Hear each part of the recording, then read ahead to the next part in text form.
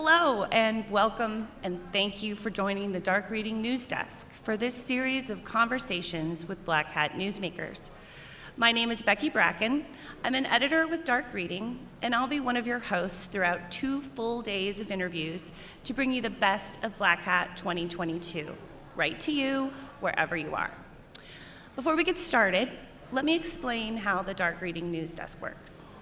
We'll spend the next 2 days talking to dozens of researchers selected to present at Black Hat this year, as well as cybersecurity professionals of all stripes to try to capture the Black Hat 22 highlights as they happen right along with the people behind the headlines.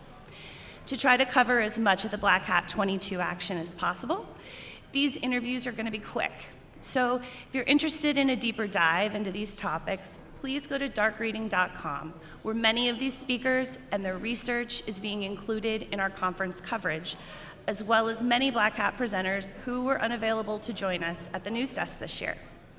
With that, let's get to our first conversation.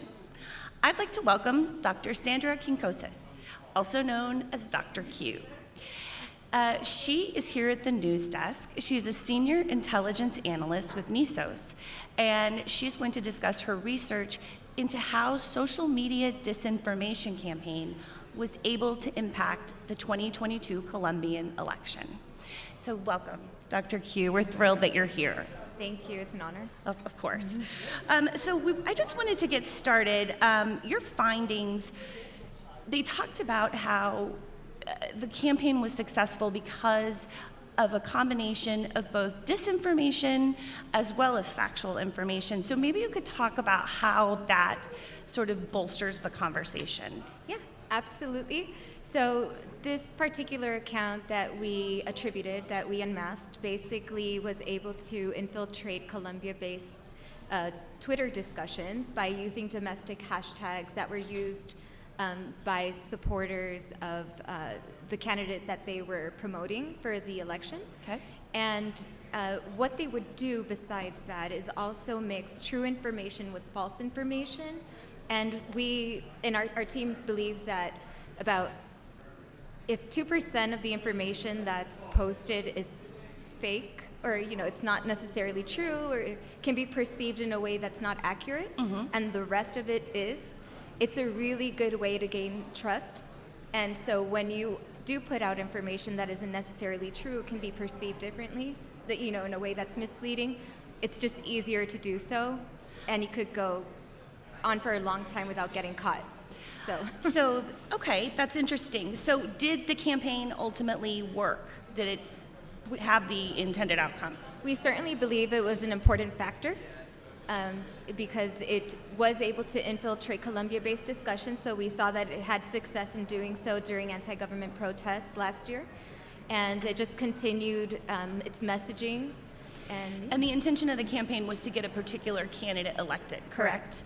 And so did it work? Did the candidate get elected? He did. He was inaugurated earlier this week. Oh, interesting. Yes. Okay.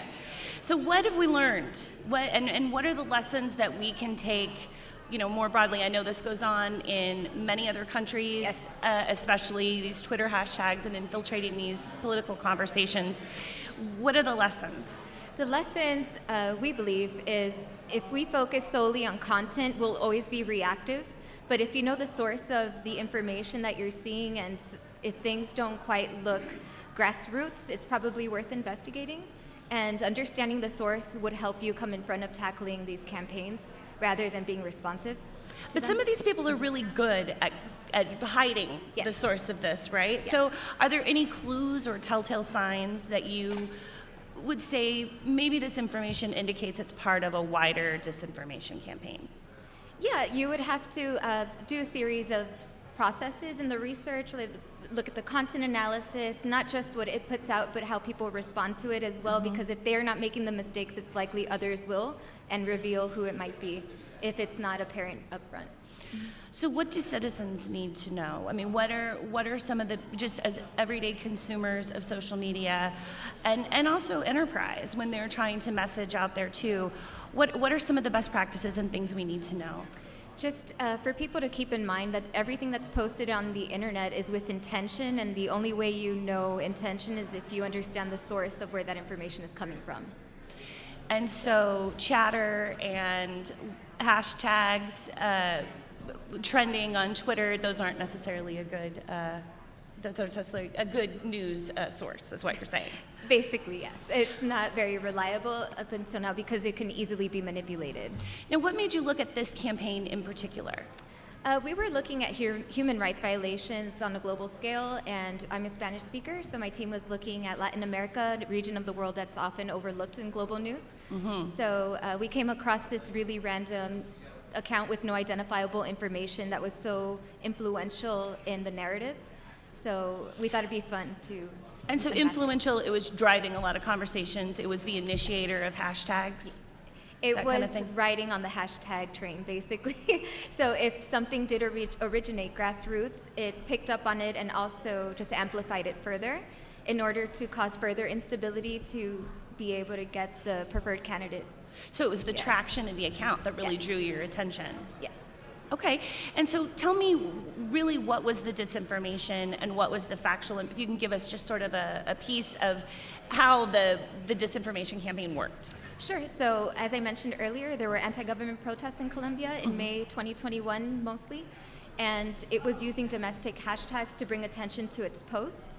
And during that time, what it was, it's high emotion moment, so people are on edge. Everyone's paying attention to social media for news, and it would basically post anti-government content that wasn't necessarily true. One example that I'll show in my presentation, it accused the anti-riot police of running over protesters, and Associated Press looked into this and other media outlets, and it wasn't true. So, Wow. yeah. And so did they just say, anecdotally, we heard that this happened? Did they fabricate evidence or? They posted a really small clip of the video, not even the entirety of it, and was trying to really frame the narrative that the government at the time, which isn't it was, the preferred government for the United States in the relationship. Understood. Yeah, it made them look bad, basically. It made them look bad. Yeah. And so what was the reaction amongst the Colombian population? Anger. They were Anger furious. definitely added fuel to the fire. Yeah. And so that, do you think that was sort of the defining moment in the campaign? Did that turn the tide? Were there others? I think for this particular account, it was extremely important because people wanted to follow it more to get similar content. There's that shock factor, which is a really important strategy in disinformation operations. Where you think you're getting inside info? Right, exactly. Okay. So again, we're coming up on the midterms here in the US, and there's certainly plenty of disinformation and misinformation out there.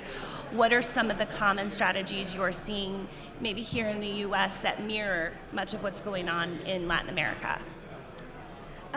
Definitely on the social media side, you're seeing much more engagements, I would say. I haven't really Really? looked too much into it on the US side, but social media is a really important aspect of what we're seeing, and also that shock factor, because I don't know if others are familiar, but there have been really shocking videos of candidates putting out promotional campaign videos of shooting up, what they consider political opposition. Yes. And so forth. So unfortunately, that's becoming a trend as well, but it gets eyes. Well, sure. And how many so- of us have been on Twitter and gone, oh my God, you have to look at this. Right. The and- shock factor is extremely important. Okay. Yeah. What role do campaigns have in this? Because I know that campaigns often like to play in this to their benefit, but often the bank shots don't work and it can come back. So what campaigns, what's their role in clearing up a lot of the disinformation and misinformation? I mean, everyone has their own style. The big thing now is political marketing, which, by the way, the actors that were attributed to the account I focus on, that's what they market themselves as. Political marketing. Political marketing. So using just everyday commercial marketing strategies to push a political candidate or an idea. And that's becoming a lot more common now instead of just traditional campaigning. So it's targeting an audience and trying to convince them of, this is the best thing for you, like a marketing campaign would. What's going to turn the tide? I mean, I know you say getting to the source of the information. Is there something that you're waiting to see happen? Is it going to be an event? Is it going to be people migrating to other ways of getting information? It's really hard to say. I think certain platforms, like Facebook, for instance, are going in the right direction. They label news outlets like saying it's linked to a certain government and so forth, and that's important to a reader because at least you know who's responsible for that content you're reading. It's about the source. It's about the source. All right, so tell us, your talk is coming up. Where Yes. can we catch your full presentation on your research? At 11:20 in Lagoon. Excellent, excellent. Well, thank you, Dr. Q. And again, as we approach the midterms, this is going to continue to be something we'll focus on, and so this is a great way for us to start to rev up those conversations, something we'll be hearing much more about, and examples like this one.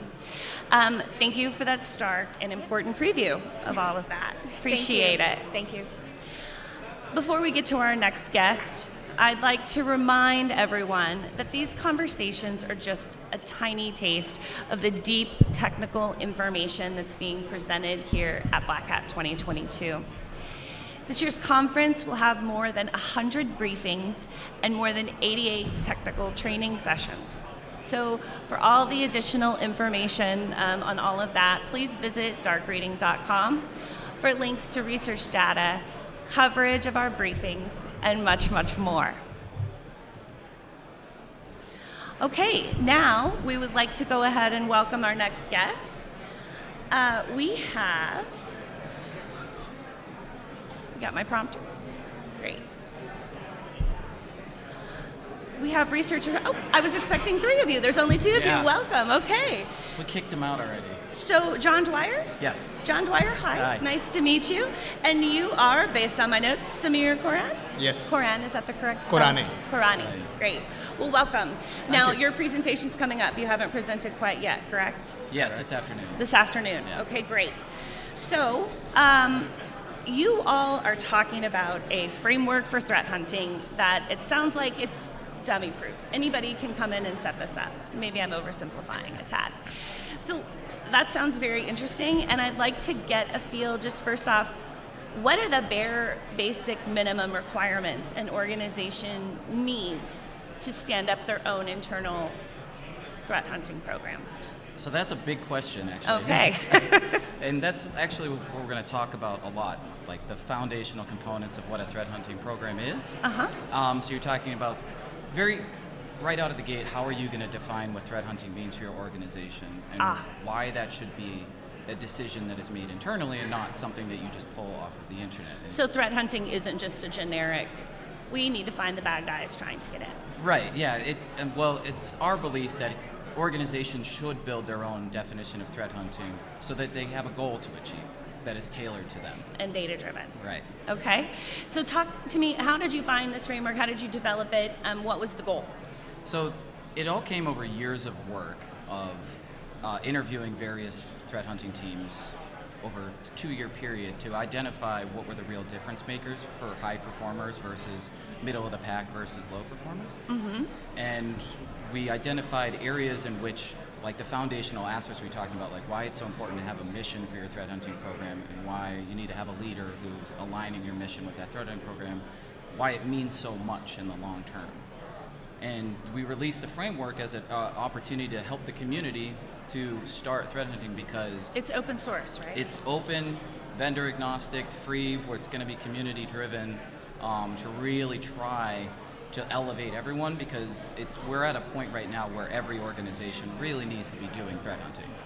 At some level. At some level, yes. And this framework can really expand and contract to meet larger scale needs as well as smaller? Yeah, so it's designed to start from 0 to 100, really. So like you could use it as an entire framework from day one to start threat hunting, or let's say you already have a threat hunting program and you just wanted to say, grab one module to say, maybe I need to improve my communication strategy to deliver our value to senior leadership. Maybe I need some advice to say, no one's going to care how good you are unless you can effectively explain how good you are, right? So we put all that stuff in the frameworks, like how do you do a briefing, and Oh, like wow. what are good metrics, and how do you make a PowerPoint, and all those kind of things, because it really does matter at the end of the day. When you hear CISOs talk about their day-to-day problems, so much of it is communication driven. Absolutely. How do I talk to my board? How do I talk to all my various constituencies? So it's interesting that the framework helps them do that.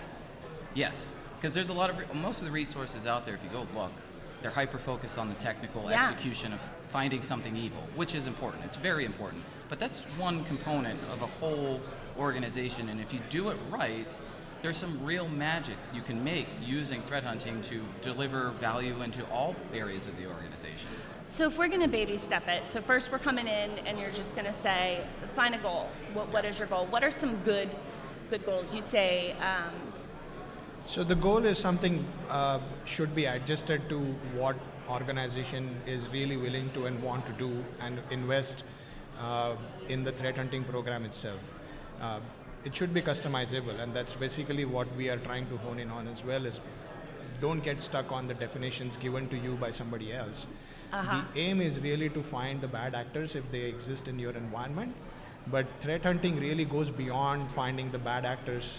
It actually gives you the opportunity to find out the errors in the configurations, errors in your architectural designs, log designs, and a lot more value that it provides you than just finding out bad actors. okay. And the materials that we were seeing is basically always emphasizes on find the bad actor. You are successful. Now That's what? not true. If you find the configuration issue, that could be potential attack vector to your organization. And as we have seen from the industrial control systems, it really could impact the community and the employees working in your environment. All of that matters, right? Yeah. So you take the needle in the right direction. That's what is important. And that's where you adjust the scope and goal of your threat hunting program to what exactly you are doing, what industry you are in. And That's the what- customizable aspect of it is huge. Exactly. And then, so now what? Now I've got my goals. Now I need to stand up a threat hunting program. What's my next step? So I know it I'll let depends. you talk about Yeah. So it walks you through it. So like after you've identified what threat hunting is going to mean for your organization, take this sentence. Say we want to be the driving force in automated adversary detections. In that one sentence, you have now set the parameters for your threat hunting program. And now you're making decisions based on that mission to say, okay, well, if I'm looking for automated detections, then I need to have a threat hunting process that integrates with some sort of automated detection strategy. So I'm making big decisions Yeah. by setting the groundwork. And so Samir can talk a little bit about the process and why it's so important to have a process. But what is next is it comes through like a pyramid, really, like where you're building things up from the beds. And at the very tippy top is where you're doing threat hunting, and it's supported by a whole bunch of different. And unless all the layers are Right. foundationally secure, all the. Yeah. So talk to me about process. I mean, talk So to. as soon as you have the foundation, is basically people, that is where you need to hone in on next, right? You need a team that can do the work. How do you structure Which a team? is hard to come by these days, How huh? do you staff a team? Absolutely. People ask that all the time, and so we put it in there. It's like, this is how you build a. How How do many- you do that? Do you have a secret place you're finding geniuses, or? Yeah, that's always going to be a secret sauce for every company. But then what we try to address is what skills do you need? As a threat hunter, or I'm a newbie in the threat hunting business, what is it that I need to learn if I want to be a hunter? And that's where the information will be useful for the organizations to start laying out your job descriptions appropriately. If you are the person you want to be interested in this, you want to do that.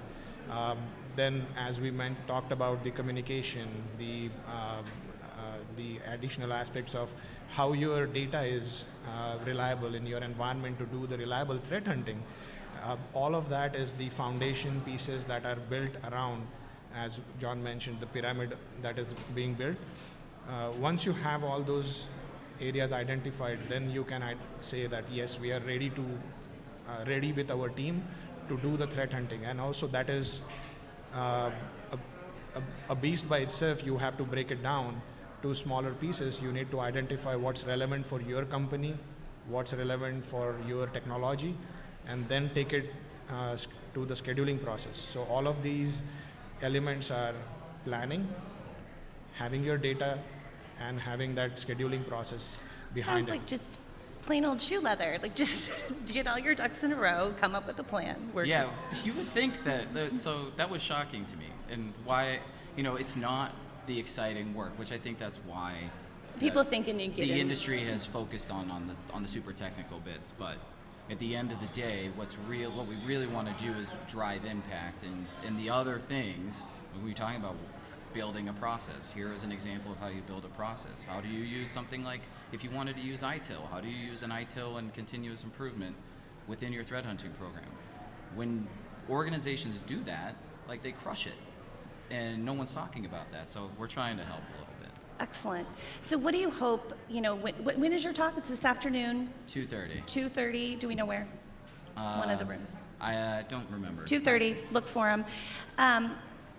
What do you hope the takeaways are? Just that there is hope. There is a solution out there that can help you. What are you hoping everybody walks away with? Love that question, because my hope is that the community takes this over to, what's be that rising tide that's raising all ships. So, like, we know that we don't know everything. There's people smarter than us out there, but I think it's important to say, okay, we're going to take this first step. We're going to put this out here because we want to help. We need help as well. So my hope is that, executives and threat hunters, they all start taking this thing in, adding their feedback, and start contributing.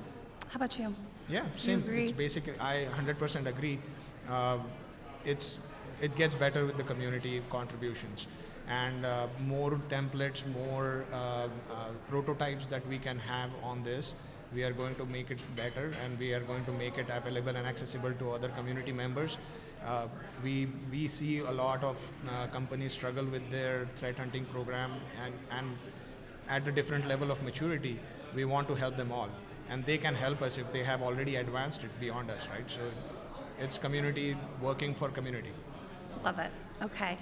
Well, I want to thank you both. I wish you well in your presentation. I'm sure it will be wonderful. And we appreciate the preview. Is there anything else that you want to say in closing? Anything else you want to add? Nothing, just show up. All right. Come for the show. All right. I love it. All right. Contribute to our. Yeah, contribute. Contribute, yeah. Yeah. Join the community. Yes, Yes. absolutely. I love it. Thank you Well, for thank having you, us. Samir. Thank you, John. I very much appreciate your time.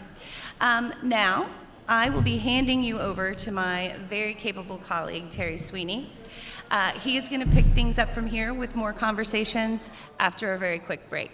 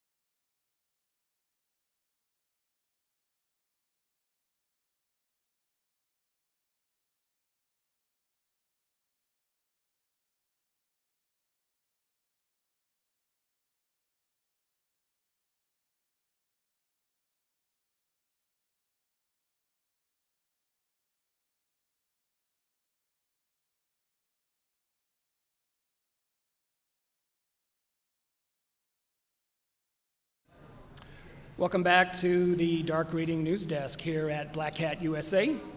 Terry Sweeney, contributing editor with Dark Reading, holding forth with Chris Hollenbeck, the CISO from Tanium.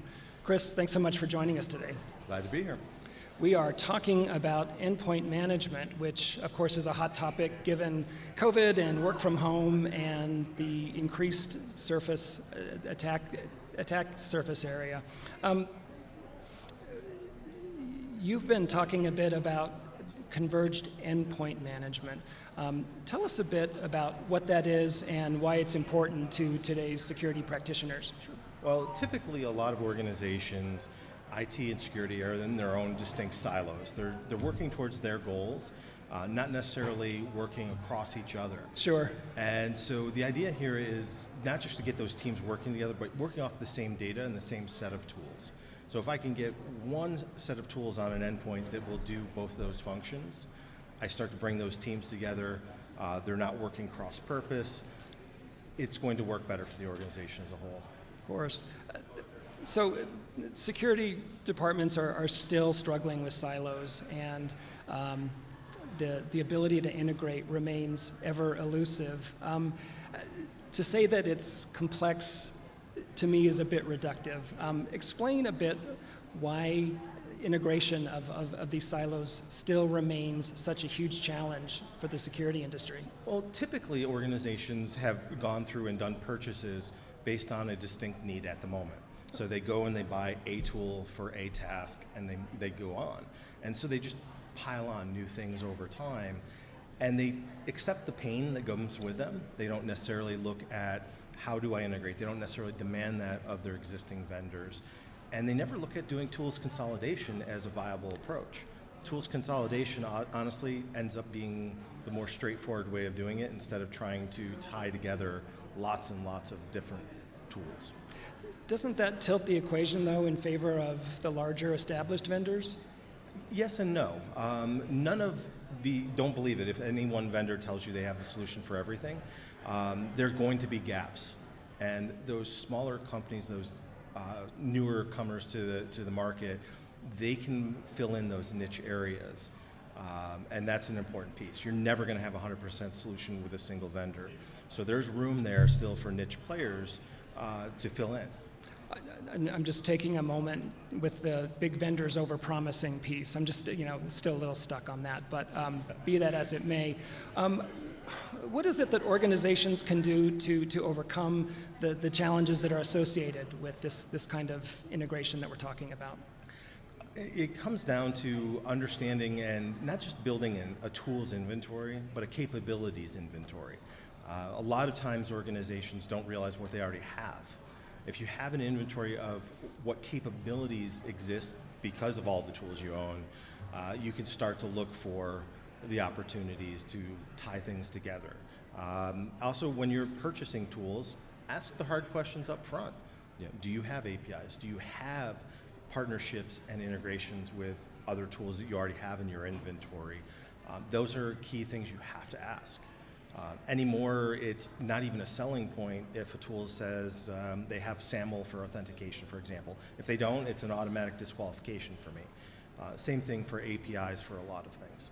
Seems like a great place to also call on reference customers to see exactly how it worked, get firsthand knowledge of how the integrations went, the inevitable challenges. Yeah, specifically references for customers that have done that integration with that other tool. Not just in general, but specifically your use cases. Chris, talk a bit about Tanium's own converged endpoint management tool. Specifically, how you see it as differing from other solutions that are available on the market today. Well, a lot of the other tools out there, they're really a conglomeration. Even if they're sold under one name, a lot of them still are the result of acquisitions. It's not necessarily a seamless integration across them. For us, it's a single agent, single server instance to manage that communications out to the endpoint. And then from there, it's just the modules that ride on top of that to execute different workflows, but it's ultimately the same communications path to the endpoint. It's the same data sources from the endpoints to do that work. So it is very seamless. There's no need to necessarily do those integrations on the platform level. It's only when you have to call out of that platform to talk to other vendors' tools. That sort of power and reach is, of course, important, but granularity also seems really important where endpoint management is concerned. Just, again, as we talked about, as the pandemic has progressed, the number of endpoints has increased exponentially. How do you address the granularity piece? Well, I mean, for us, not a problem. You can scale up to however many endpoints, doesn't matter where they exist. The real challenge is, can you talk to those endpoints on or off the network? On or off the corporate network? Do they have to be on VPN? For us, we don't care. They could be in Starbucks and on Wi-Fi or on an airplane on Wi-Fi. It doesn't matter. So yeah, for us, it's not an issue of scale. The number of endpoints doesn't matter. The issue sometimes in larger organizations is actually around how do you give different departments access just to their systems to manage them? Because there's fiefdoms that come into play. Oh, imagine of course, that. yes. So you have to be able to have that high-level view. You know, from a security perspective, you have to see everything, but maybe certain departments want to manage their IT day in and day out. And so that role-based access controls to give them just access to their piece of the pie is important as well. It seems like you're describing a sort of virtualized management environment. Is that an accurate characterization? I guess that could be a decent description of it, yeah. I don't know if it involves clouds or containers or VMs, but talk a bit about how addressable this is where cloud is concerned. As long as you can install an agent on it, or at least on the host level for those VMs or containers, then we can be there. It just becomes another endpoint. Yeah. Very good. Characterize the state of endpoint visibility for IT and security practitioners today. It's an ongoing struggle. I mean, we're still talking about it, first of all. I mean, obviously, if we're still talking about it, people are still struggling with this concept. We all want to go out and buy the magic bullet that will solve all of our problems, and mostly on the security side of things. The reality is, if I don't start from knowing what we have on a network or what I have in my organization, I can't begin to put the security tools on it. I can't put the monitoring and all the other things in place. So fundamentally, I need to know what I have. And that is an area that organizations struggle with, whether they realize it or not. Usually, in our conversations, organizations will tell us they have 10,000 systems. We'll go in and deploy, and we find out that they have another 20% that they didn't know about, at least. As the CISO for Tanium, I assume you eat your own dog food and Drink our own champagne. Drink your own champagne, more appropriate. How does it work internally from your perspective? We use it extensively. We call it Tanium on Tanium, TOTS. So we use it ourselves. We even ran our risk assessment offering that we have. So we have a free offering to customers and prospects called our Tanium Risk Assessment. We ran it against ourselves to see how would we score. And the lower the score, the better off you are. Typically right now we see customers are hovering, it's on a scale of 1,000, hovering around 500 or more. So higher risks, we're down around 200. So we've done well even internally to manage what we do. We do a lot of customization in terms of using automation to tie things together. For example, data goes off to our SIEM, we have alerts. From the SIEM, we trigger off, and then we will quarantine an asset or collect volatile information for triaging purposes. Or, hey, we have a system that has been out of date on patches for longer than it should. We will either kick off a forced patch run, quarantine the asset, or kick off a ticket to the help desk to say, you're going to have to get on the phone and figure out what's going on. We were talking earlier about integration. Can you share maybe an integration challenge that you've run up against as you've brought other systems into the fold? I think for us, it hasn't been necessarily some challenges per se. We're in a unique position because we do work with all of our partners to bring together a lot of integrations to ultimately bring to our customers. So we made the transition from one AV product over to Deep Instinct as our chosen AV. It's been a journey. We have a large Mac shop. We were one of their very earliest customers for them that had their Mac agent. So we got to beat it up. We had a lot of struggles along that, but that was because it was a new product. But the integrations itself, straightforward, very easy.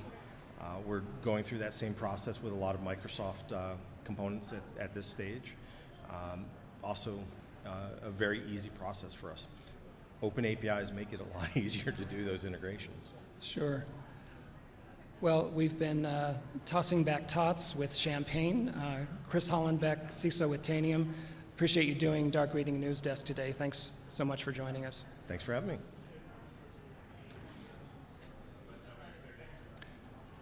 It's the Dark Reading News Desk here at Black Hat USA, coming to you live from the Mandalay Bay Hotel in beautiful Las Vegas. Black Hat, of course, showcases the latest research and technology and innovation in the cybersecurity industry. This has been Terry Sweeney with Dark Readings. Joining us now is Martin Resch, CEO of Netography. Martin, appreciate you joining us here on News Desk today. Thank you. Thanks for having me. Should I get a little closer to the mic here? I think you're okay, but we are talking about security solutions and their evolution so they do not fail, an issue near and dear to security practitioners' hearts. Adversaries, of course, are continuously evolving and adjusting. It seems that enterprises and vendors struggle to keep pace with them. This feels like a classic spy versus spy, constant escalation, doesn't it? Yeah, it's very much like an arms race that we've seen really the entire time I've been involved in security for the last 20 plus years. And we're in a bit of a new era now with what we call the atomized network, where people are getting these network configurations that are much, much different than what they've had in the past in terms of these very hybrid multi-cloud environments with on-prem infrastructure. I want to talk to you about the atomized network, but I'm curious just if we could do some context setting. Why is it that the industry and certainly customers struggle to keep up with the bad guys? I mean, innovation is as we were talking, a game of escalation, but take a deeper cut at that, if you will. There's a few things involved with kind of this kind of slow failure of existing architectures, and it's really kind of fascinating. One of the big problems of security is that you've got you're playing the game on a moving playing field, and it's moving in a few dimensions. There's the tides of technology that are constantly waxing and waning. So the platforms that we're on, motion from classic perimeter-based defense to now we have this multi-cloud defense and things like that. But then you also have the adversaries themselves that are always coming up with new attacks.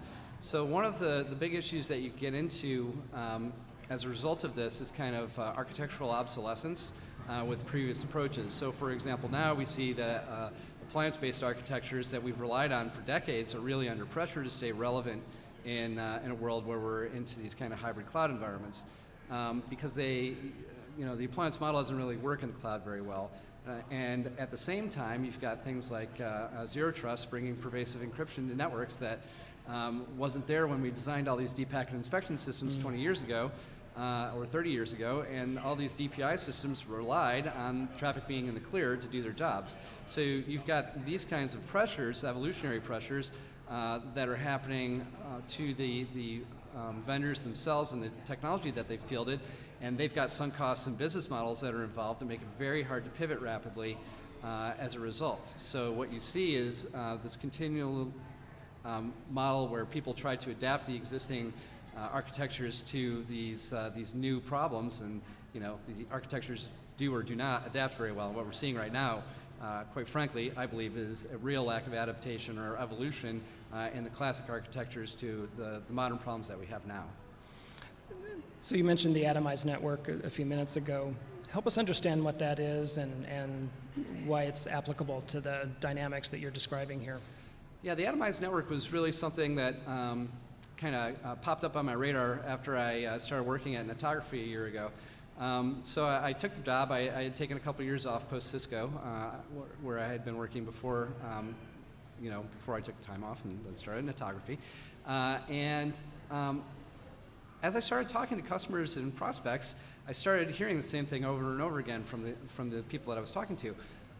We're multi-cloud, we're hybrid cloud, we have on-prem infrastructure and mobile and remote workforces. And I was like, well, yes, of course, this is the post-pandemic world that we're in, so of course that's how these networks are. But it was really interesting because after a while I figured out, this is actually something new under the sun. And what's happened is, pre-pandemic, we had these kind of early migrations to the cloud. We had committees, and we're going to move the data center in Denver to the cloud, and there's committees and people, and they have reports and readouts and things like that, and all this stuff transitions, kind of under control. And then the pandemic hit. Everybody got sent home with one order, which was just get your job done. So what did they start doing? They started standing up cloud infrastructure everywhere. And then they started tying it all together, including, I've got the shiny new cloud application, but it still needs data that's in a database in an on-prem data center. So I'm just going to poke a hole in the firewall and get that data. And now all of a sudden I've got these dependencies built between them, which leaves you in a situation where the dependencies cement these architectures in. So I said, oh my gosh, it's like you've got, your networks have atomized. They've dispersed from being things that were really under control to I have atoms of presence and atoms of functionality that are scattered across the clouds as well as in the on-prem infrastructure. And because of the dependencies, you can't decommission the on-prem infrastructure anymore. You can't nail down these cloud applications like you used to be able to. And as a result, you're into this problem now where the solutions that are out there are really poorly adapted to the actual networks that they're trying to function on. So how do security professionals then get visibility into this highly granular atomized network?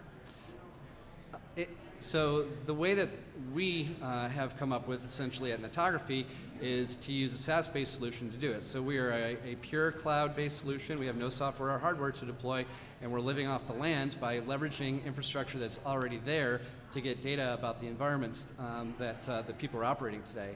So fundamentally, you've got a problem with deep packet inspection because of the kind of the twin problems of encryption and presence, essentially being able to be present in the path of packets and everything that means in the atomized network. And there's kind of two classes of vendors. There's the classic vendors that have appliances and try to stay relevant in the cloud world by having cloud appliances or by buying up cloud companies. Then you have the cloud security companies that are cloud only, and they don't even think about the on-prem world. Okay. You've got massive gaps between the functionality, the operational tempos, and how organizations are set up to consume these technologies. And as a result, I like to say attackers live in the gaps. As a result, you have massive inefficiencies in how people are securing their networks. So this dichotomy is basically self-designed to create these gaps, these integration challenges. Is that an accurate read? That is, right. And that's exactly what Netography was built to solve, is essentially we don't care where your infrastructure lives. We treat it all as the same thing. So if it's on-prem infrastructure, we operate primarily on NetFlow. So we can get NetFlow data off all your network infrastructure, switch, route, firewall, load balancer. We treat it all the same. In the cloud, they have cloud flow logs as well. We can bring it all together under one roof and tell you exactly what you've got, what it's doing, and what's happening to it without having to deploy anything to make it work. So it's and treating it all as one thing instead of this is your on-prem, this is your cloud A, B, and C. The IT industry in general has relied on startups for years, if not decades, for innovation and new ways to solve longstanding problems. That certainly is the case in the security realm. How do you see the role of startups when it comes to innovation and adaptation with security in particular? Yeah, startups are like the innovation reactors in the security industry, right?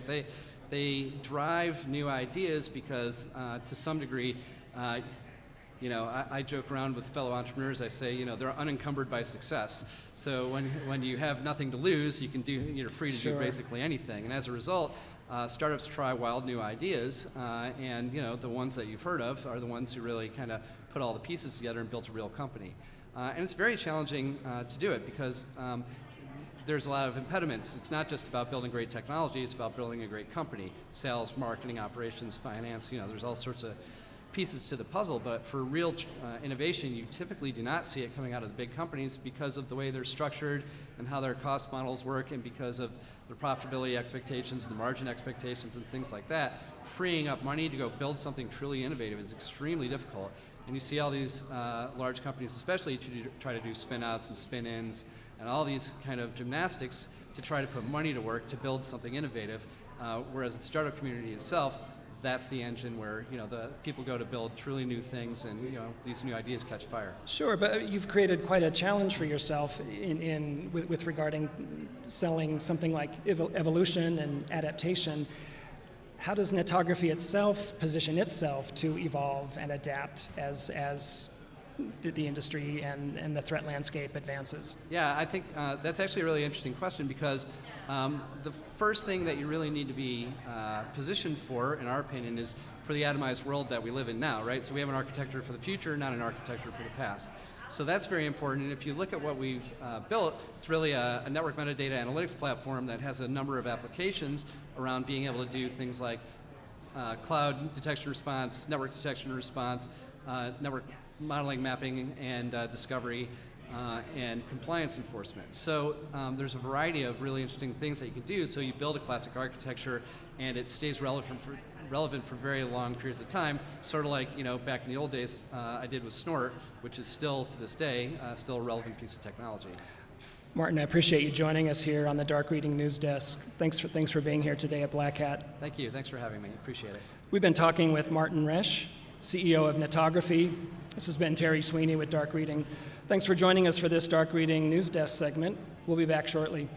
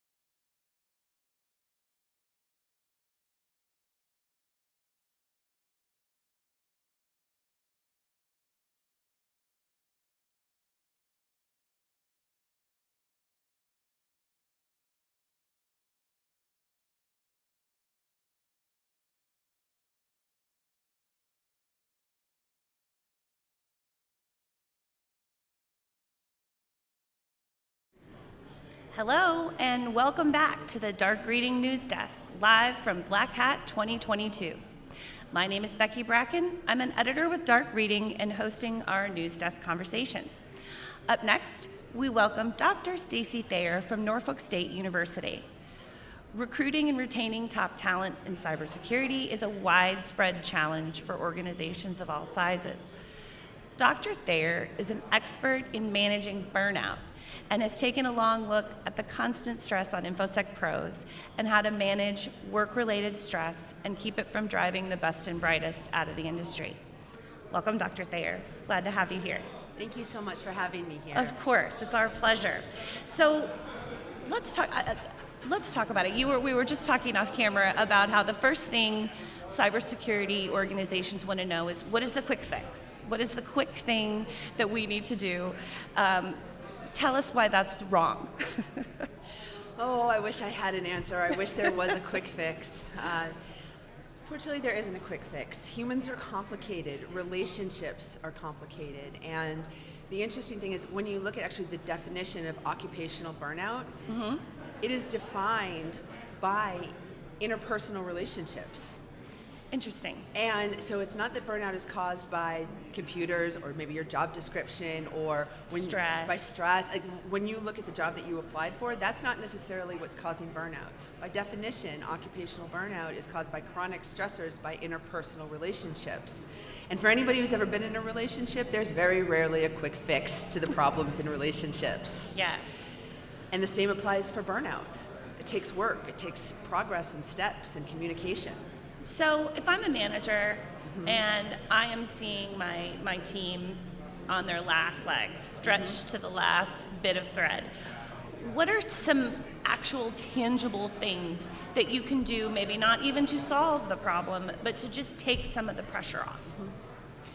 So a lot of it is about communication and really taking a step back and identifying the factors and working together as a team. The team is understanding what is stressing them out at an individual level, because you have very different personalities who may be responding to burnout in different ways. So if you look at clinically the 3 ways that people express burnout: emotional exhaustion, cynicism, and then professional efficacy.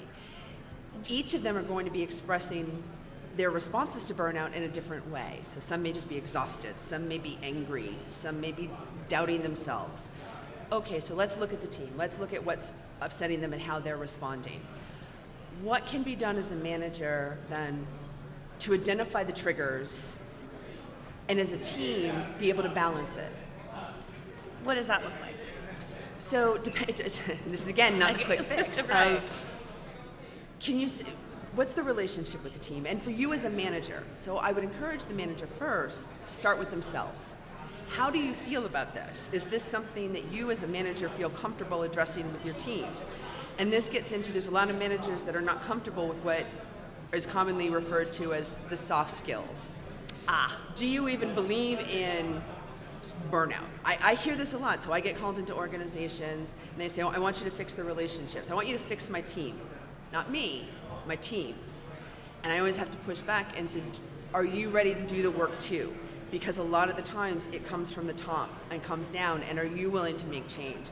Are you willing to look at your own source of stressors? Because CISOs are very stressed out too, and this can even go all the way up to the entire C-suite itself and their own relationship with, say, the CEO to the other executives.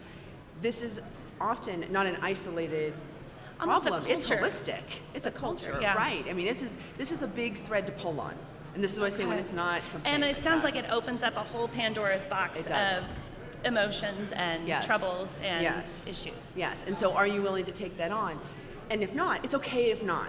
But what are you willing to then get the resources? Because then there's a lot of resources. What, can you talk to HR? Can you bring in an organizational culture? So it starts with you and taking that first step of acknowledging it could be that it's a problem And it's real. and it's real, and that there are emotions involved, and are you willing to roll your sleeves up and get dirty with some of those emotions Yeah. and bring them out?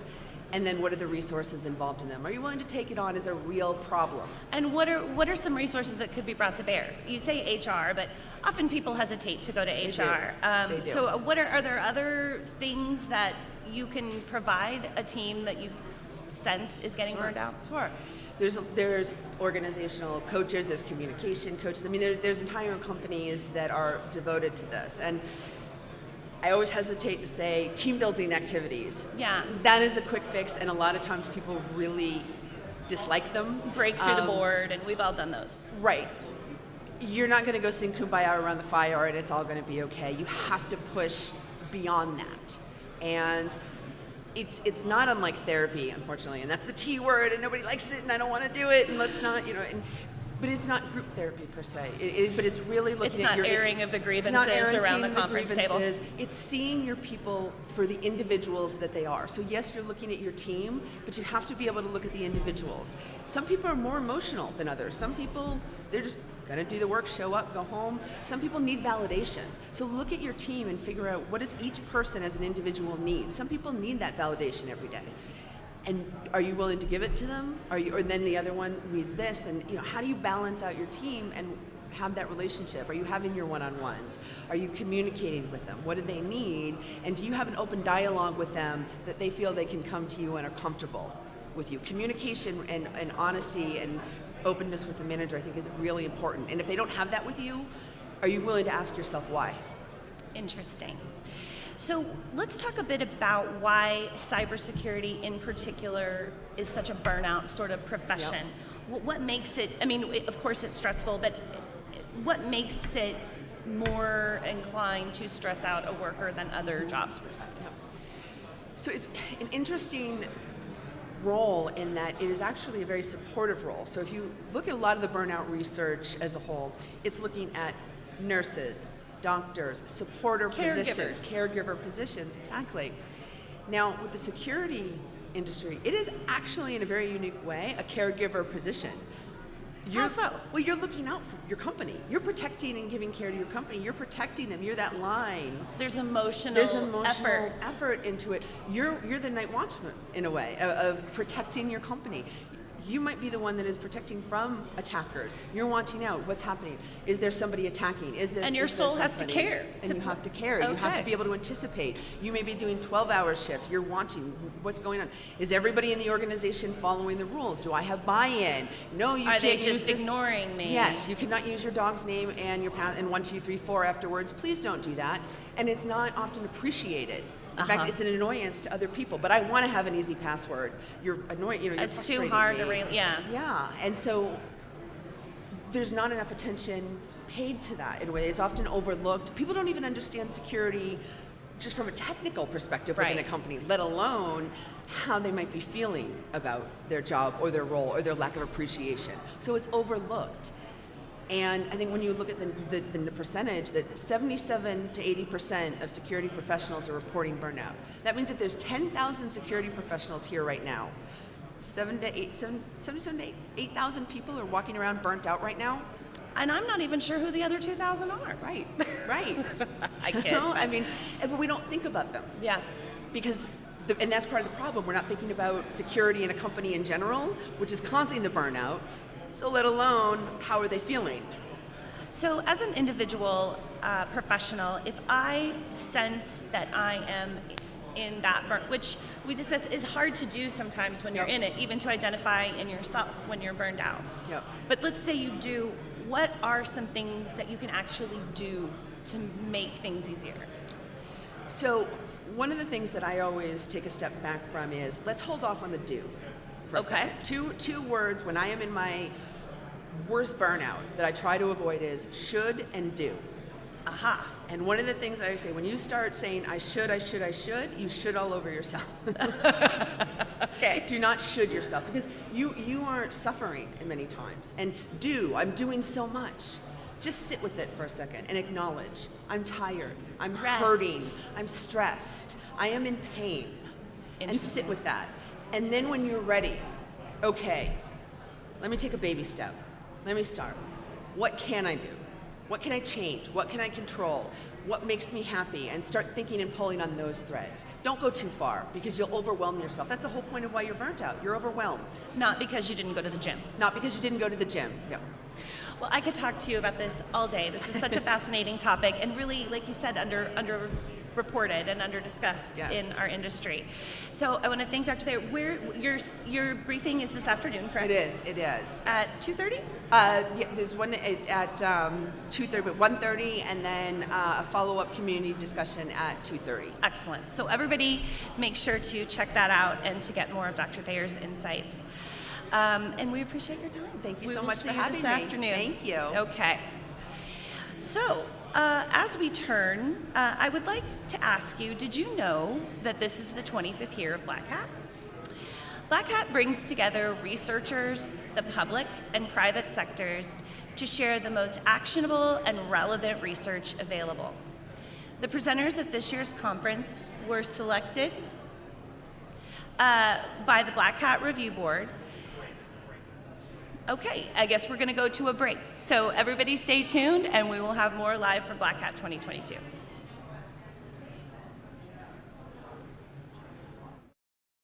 Hi, welcome to Dark Reading News Desk. I'm Famita Rashid, Managing Editor at Dark Reading. We're speaking today with Alec Matrasso, founder and CEO of Barnarly, Philip Deppenhuis, CEO and co-founder of Immune, and Richard Hughes, principal engineer at Red Hat, about the firmware supply chain. We'll discuss the supply chain security risks and complexity of fixing known vulnerabilities in firmware. Barnarly, Immune, and Red Hat are presenting the Firmware Supply Chain Security Broken. Can we fix it? At Black Hat Asia 2022 in Singapore. Hi, welcome to Dark Reading News Desk. We're at Black Hat Asia. Joining me, I have Philip, Alex, and Richard. We're going to be talking about this session on firmware supply chain. And we're going to get right into it. Alex, if you can just kick us off a bit, tell us a bit about the firmware supply chain and what it is that's the challenge that's separate from what we normally think about when we say software supply chain. It's a very good question. Thank you for asking it. And I would say, let's just also clarify what the firmware is, right? So on like all our devices, which is run BIOS and UEFI firmware, it's not only like a small piece of software. It's whole operating system, over 6 million lines of code, bigger than CentOS kernel on Windows nowadays. And I think it's also answering the question about why the supply chain, it's very serious problem on the firmware space, because a lot of complexity involved. And all this complexity come not from the single place. It is a lot of vendors and third parties involved on the whole development process of the firmware piece.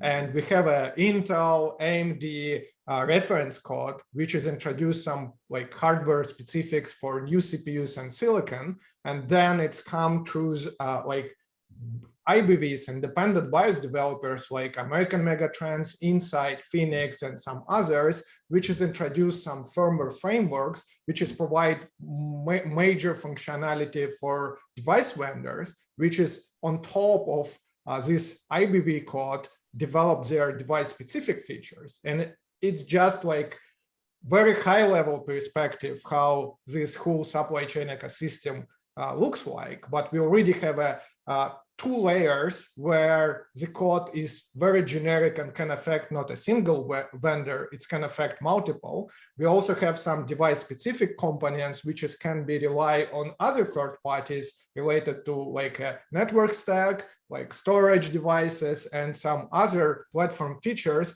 where we involved like a third-party components in hardware, which is introducing new features. And this complexity play a critical role on supply chain failures. And these repeatable failures in supply chain happens, unfortunately, pretty frequently. And also it's involved like whole other problem about delivering the fixes on all these different components and layers of supply chain. And of course, they are asynchronous because like each vendor has their own patch cycles and timelines for disclosing vulnerabilities and actual dates for delivering the fixes. Yeah. And this creating some sort of like a race condition between the vendors for actual shipping these fixes to the devices. And this race condition can create the very large timelines when end-day vulnerabilities is actually available for the attackers to successfully exploit them. Yeah, so Philip, would you like to add a little bit to that? I know we were talking earlier just about this entire challenge that we have. Yeah, as Alex already said, it's a big issue because of the firmware size, let's say. It's like a whole operating system. And as I said before, in 2000, we had just 1 megabyte of firmware, but nowadays it's 64 megabytes on laptops and 256 megabytes on server platforms. And probably in 10 years, we have more than 1 gigabyte of firmware, which makes the firmware more like a single operating system. And it's not only just one component, there are multiple components, and the vendors tend to put in a lot of value add inside these components. And this is leading to a hard shift in the attack vectors, which means the attacks from the operating system are still there, but they're probably attacking then the firmware to gain persistence, bring in a firmware implant, and stay stealthy inside the firmware, or just make the system completely unusable.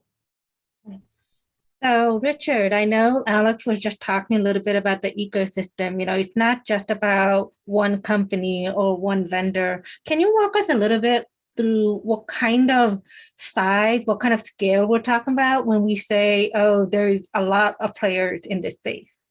Oh, so there's literally hundreds of people, different vendors. So there's kind of the two sides of it. So the one side is the hardware itself. So you might have VIA chips in your hub, in your laptop, in your server. You might have Synaptics MST, all these other vendors, which essentially it's the same chip for lots of different ODMs and OEMs. And all of those chips will need to be updated all through the different OEMs processors as well.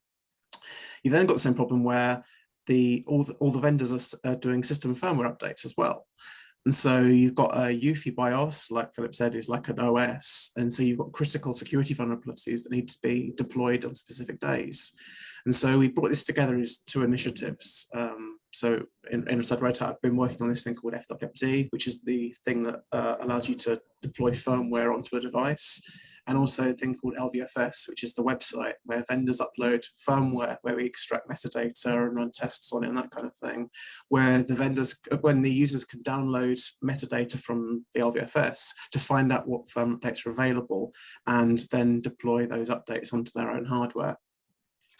It's meant working with the entire supply chain. So rather than like Lenovo shipping a firmware update, it might be that Lenovo's ODMs, Wistron, Foxconn, etc., have been working with Realtek, VIA, Wacom, etc. And so all of that entire supply chain has to be mirrored onto the LVFS so that, for instance, Wacom can update the touchpad firmware for a Lenovo X1 Carbon.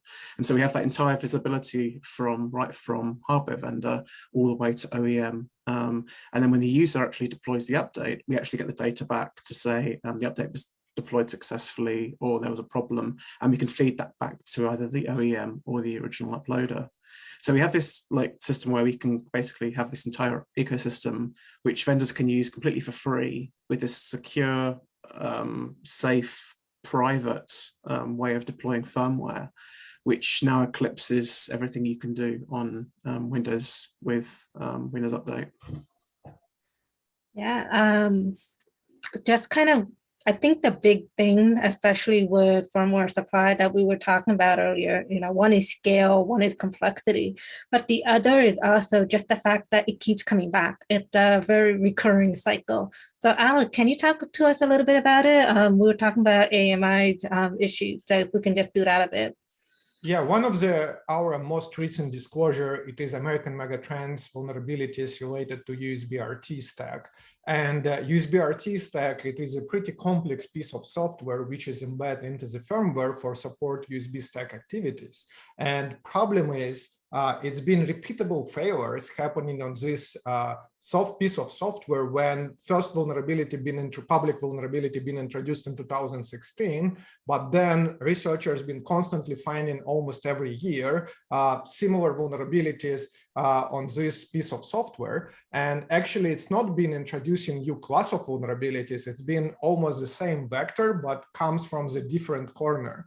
That means the complexity play very critical role in the firmware when the developers actually failing fixing efficiently the vulnerabilities because of the complexity. They can just armor all the code by design, because it's been already completely different design from this architecture perspective, where all these repeatable failures can happen.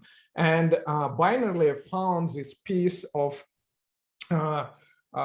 new vulnerability on USB-RT affecting Dell devices, and also actually LVFS help us to spoil this issue, because like we've been running firmware hunt rules on USB-RT issues retrospectively, and then we've recognized some of the vendors actually still contain not only old issues, actually variants of these issues. And investigation afterwards shows this actually exploitable new issues. And we reported to vendor, provide our guidance and details about the vulnerability itself. But also, we really believe USB-RT need just to be deleted from all the firmwares, because it's introduced too many complexity internally, and basically it's hard to fix. The attacker will be always, looks like, finds a way to effectively exploit it.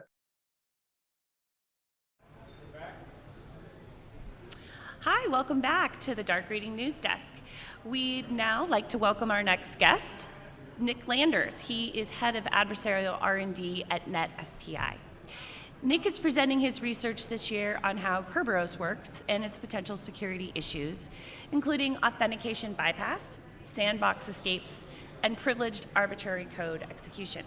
Hello, Nick. Welcome. Hey, thanks for having me. So you just wrapped up your talk. Yes, just barely. Okay, just barely got here. Great. Yes. Well, we're thrilled that you're here. Thank you. Tell us a bit about, you say taking Kerberos to the next level. Right. What does that mean? I think that Kerberos is a complicated protocol, and there's been a lot of work into deconstructing how it operates between hosts and servers. And I think there's been a little bit less deconstruction on the nuances in the protocol, especially as how a local machine handles it. So I think taking Kerberos to the next level is like considering Kerberos vulnerabilities for local privilege escalation and nuances to PAC validation and all sorts of technicalities in the protocol that maybe don't get touched or glossed over in remote attacks. And why did you focus on this? Why did you? I think a bit opportunistic. James and I are both huge fans of Windows, and we got chatting about some of these vulnerabilities, and we were going back and forth. There was a lot of lineup tools he was writing, and we discovered some really interesting bugs, both ones he had submitted and ones that were just fixed yesterday. So it's been a long journey and 3 months of essentially digging into Kerberos, and I don't know, we felt like we had a lot we could share about the topic, and that's I think all the motivation that James and I needed. Great. Now let's talk about the bugs you found. What did you see when you looked under the hood? A lot of stuff, and so much of it we couldn't even touch on in the presentation. Really? The main bug we looked at was PAC validation bypasses using user-to-user authentication, but issues go much deeper than that. We found issues with UAC. James found issues in code execution with remote credential guard. We looked at service account elevations. We actually have an extended slide deck that has some of that information, but the links at the end of the slides have a huge array of assorted issues and bugs across LSASS and the Kerberos protocol, all of which have been fixed in the last 3 to 4 months. Excellent. Okay. So what do security teams need to know? Because Kerberos is ubiquitous, right? Yeah. It's everywhere. And so now that we know that it's potentially insecure and that there are fixes that need to be made, how should security teams view it? We certainly went into some mitigations in the slides. I think Microsoft offers a lot of opportunities, flags you can enable, just additional protections, things like credential guard or disabling PAC validation bypasses for service accounts. All of that good to enable. I think a fundamental understanding of Kerberos, despite its avoidance, right? It's a protocol you know you have to use and maybe you understand it a bit, but it's got a lot of confusing cryptography in it.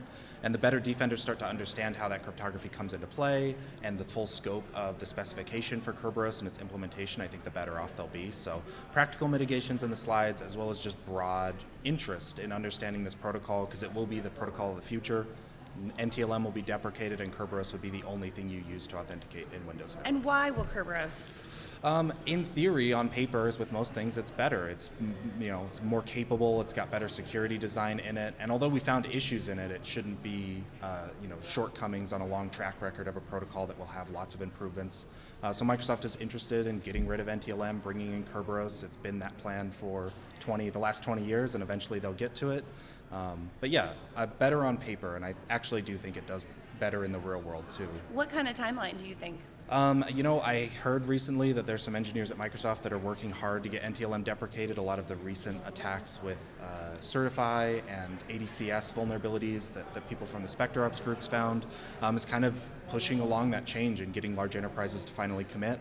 I would say in the next 5 to 10 years, I would expect NTLM to be completely gone, but rare. Really? Yeah. Interesting. So you were talking a little bit about how your work, some of the goals in your work is to take these technical details and sort of reveal their secrets for the rest of us. Tell me about that philosophy and tell me about how that impacts your work.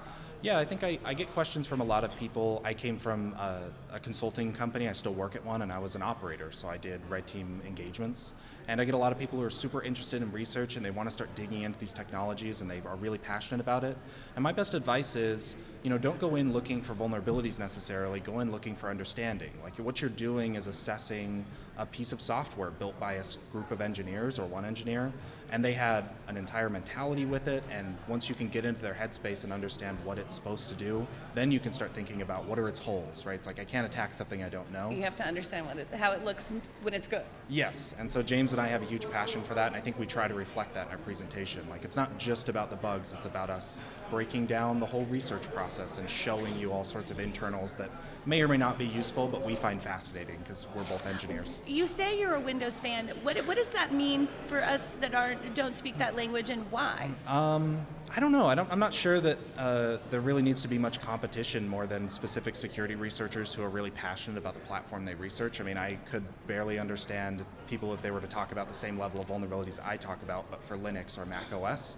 I find that fascinating. I'm a fan because I grew up in a consulting world where we attacked business networks, and Windows is predominantly in business networks. James effectively did software engineering for Windows subsystems like comms, so I think it's a built-in passion, and I don't, And James is your colleague and co-presenter. Yes, I apologize. Yeah, No. James Forshaw from Project Zero and I gave the presentation just for introduction. Excellent. So what are you going to be looking at next now that you've taken Kerberos totally apart? What's next? I think probably the next opportunistic thing, Kerberos may still be on the docket a little bit. Like, James actually demoed an issue at the end of the presentation today that will be another bug to be fixed, sort of a bypass for the fixes Microsoft implemented yesterday. So I think Kerberos will continue to live on in there.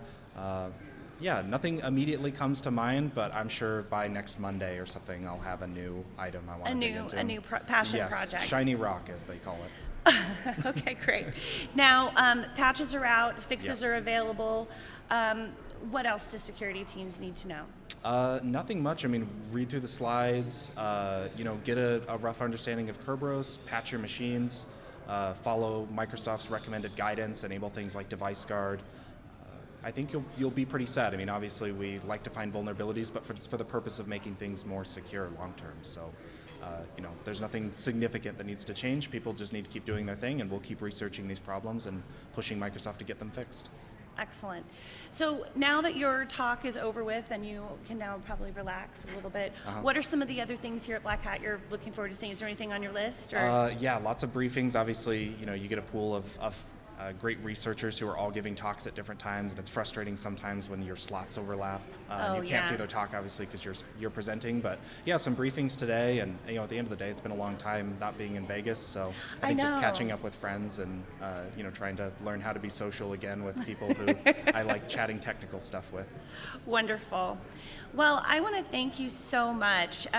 Let's go ahead and switch to talking about. Have you seen the NOC yet?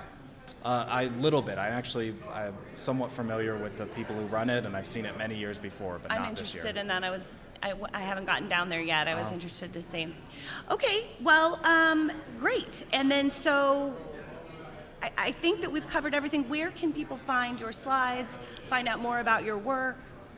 The slides will be posted by Black Hat, so I think they plan something the next morning.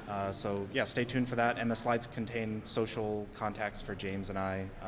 If you want to reach out and say something, we're pretty easy to find. And you'll put all the technical details of the bugs you found? Yep. Yeah, actually the slides we went through in the presentation is a shorter version than the one that will be released. So the one Black Hat will release will actually have a lot of stuff we weren't able to cover and slides that we had to cut out for time. So Wonderful. definitely check that out, even if you saw the presentation. Even if you saw it, there's still more. Yes. Excellent. Well, I hope you have some time to rest now after your Yeah. blockbuster morning. Thank you. I want to thank Nick for helping us understand his findings. And thank you again. Appreciate it. So for now, I will go ahead and turn the news desk back over to my colleague, Terry Sweeney, after this quick break.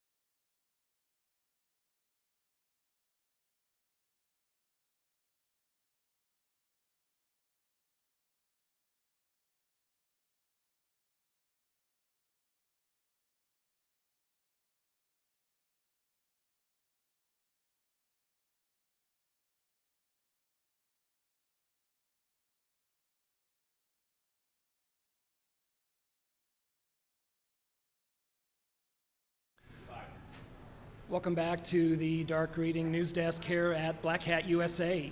Joining us now is Omer Zucker, product team leader with Pentera. Omer, thank you for joining us today on the Dark Reading News Desk. Thank you. Really glad to be here. We're talking about exposure management, which is very much in the ether. Gartner most recently described this as a process of a combination, really, of attack surface mapping, vulnerability assessment, and validation. Tell us how much this aligns with Pentera's own vision of exposure management. Cool, sure. So, I would like to start saying that in the last Gartner Summit, we in Pentera as a company, we were extremely overwhelmed since it felt like our entire work in the past few years actually consolidated and presented by Gartner. And specifically in some of the presentation, there was a certain slide that talked about Gartner's 3 pillars of exposure management, specifically about the attack surface, vulnerability, and validation. So I would like just to say 2 words about each of these. When we are talking about attack surface, as we see it in Pentera, we are talking about the point of view of a real attacker, and I will point it out the real word. It's really important here, both from the outside and from the inside, externally and internally. And it is really important to see this high-level overview. The second one is vulnerability. When we are talking about vulnerabilities, we are talking about prioritization. Prioritization starting from our efforts, our resources, and last but not least, the vulnerabilities themselves. So this is really tricky how you treat these vulnerabilities and CVEs and how you actually take and leverage the attacker behavior in order to exploit them. The third one is validation, and I want to come back to the word real. CISOs gets lots of information, lots of theory, lots of tools that they can use, but eventually, as we see in Pentera, the CISO need to understand the reality. And here comes the real word. The reality of the security posture, the reality of his or her security controls, and how he or her actually validate these security controls. And the key word here, how we say in Pentera, is exploitability. It's an interesting combination of disciplines that converge with exposure management. What do you see as the biggest challenge within exposure management? So I see 2 challenges. The first one is the mindset. The CISO is now need to think a bit differently. If until now we discussed about SIEM, SOAR, XDR, and these technologies that we all know from the past decade, now we are talking about something new. And the CISO will have to look at exposure management and actually translate it to concrete actions. And this is connect to the second point I want to say. These concrete actions, what are they? It's a single platform. These are tools. Exposure management is currently a program that comprise of lots of processes and capabilities. So we need to actually translate them into something really, really concrete. Vendors and their customers, of course, are always looking for as complete a solution as they can possibly get. I'm curious from your perspective, what is missing in the exposure management space that would allow security professionals to prioritize better or focus more on these exploitable security gaps? Can you address that? Yeah. So in 2 words, I would say focus and context. Okay. So if I am a CISO, I need to engage, for example, 500 or 5,000 vulnerabilities in a really short period of time. And for that, I need to be really, really focused. Okay? In order to be really focused, I need to have a context for each one of these vulnerabilities. When I say context, I mean exploitability. As we know, in the past 3 years, from different surveys, only 3 to 5% of all CVEs in the world are actually exploitable. And we see it a lot with our customers in Pantera. So our approach is try and take these CVEs and vulnerabilities and actually test them by their exploitability and to see if it's actually works from the attacker perspective. And this gap, this mindset need to be approached. I mean, it's an interesting combination of both. When you talk about context, there's a prioritization issue. It strikes me a lot of what risk management is about. Do you see risk management and exposure management as fundamentally different? So not necessarily. It can be part of, for example, like risk management will be part of exposure management. It will be one category or one part of it in which CISO will have to prioritize within their exposure management, but eventually the risk will be something more tangible that is related to their business, I would say. So these are kind of combination of two different efforts that you need to take into consideration. Thanks for that. Leaked credentials aren't a new thing to the industry by any stretch, nor are threat intelligence services. Talk about what's new in Pantera's approach. Yeah. So actually we've just launched a new module, which is called Credential Exposure. And as we know, and you said so, threat intelligence tools are here for the past decade, right? And they're not going to be gone, and we all use them, and they're really, really valuable. But the question, and this is this question, I think it was also popped up in the Gartner Summit. Okay, I get lots of information. What am I doing with that information at the end of the day? The output that comes out of these threat intelligence services, is it really actionable? So it really depends on the use case. How we approach it in Pantera, we say, okay, we think it's actionable, but let's take it and make with it something.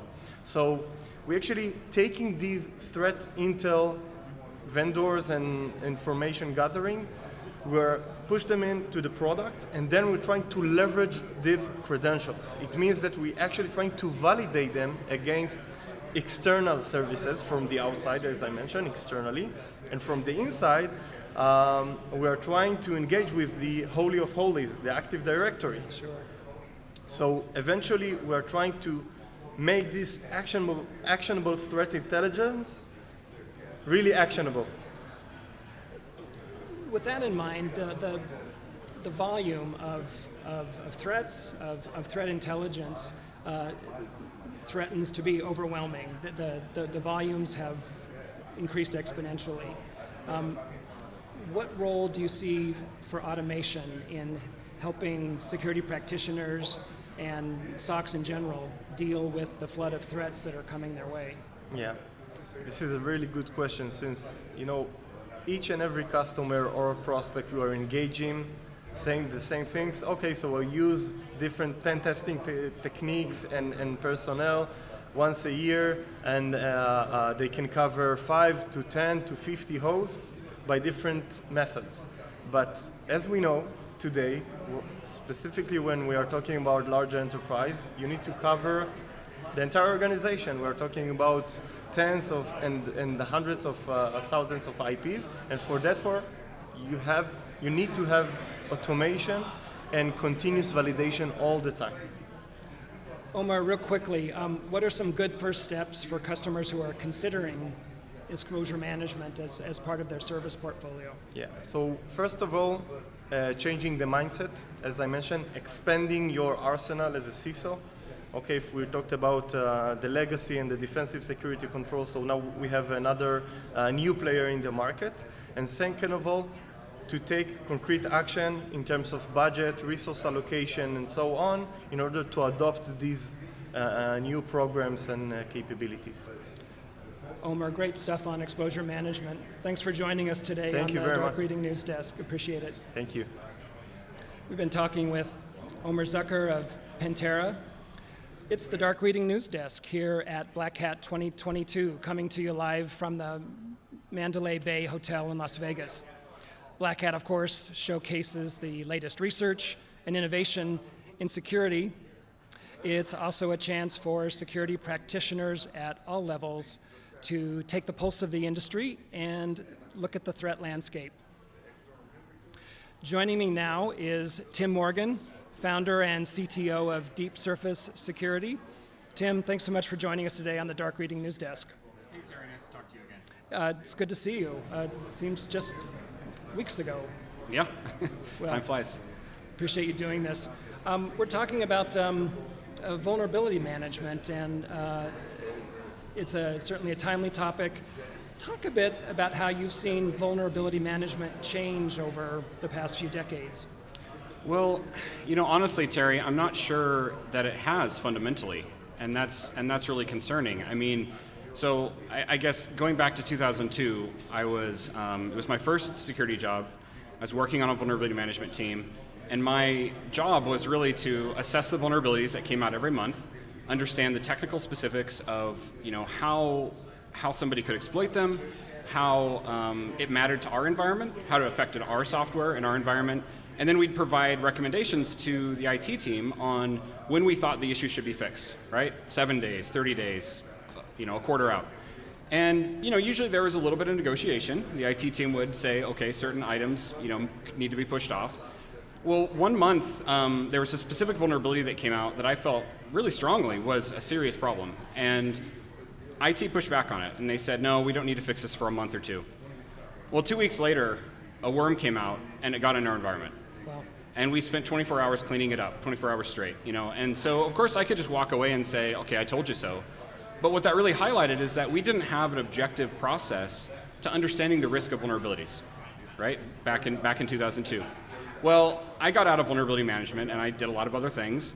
But then fast forward 15 years, and the volume of vulnerabilities had increased by tenfold. I mean, it's growing exponentially, Sure. right? And when I started looking at how some of my customers were doing the vulnerability management and the risk assessment, it hadn't changed. It hadn't fundamentally changed in 15 years, and yet we're dealing with a huge number of vulnerabilities.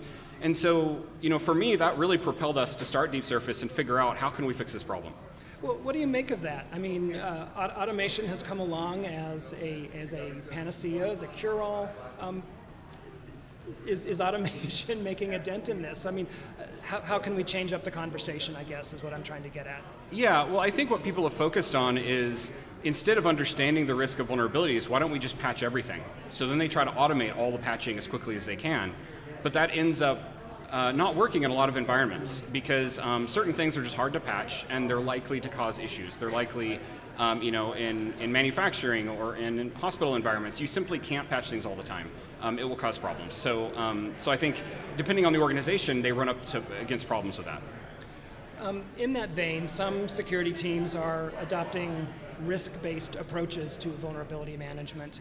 Can you talk a bit about what's driving that?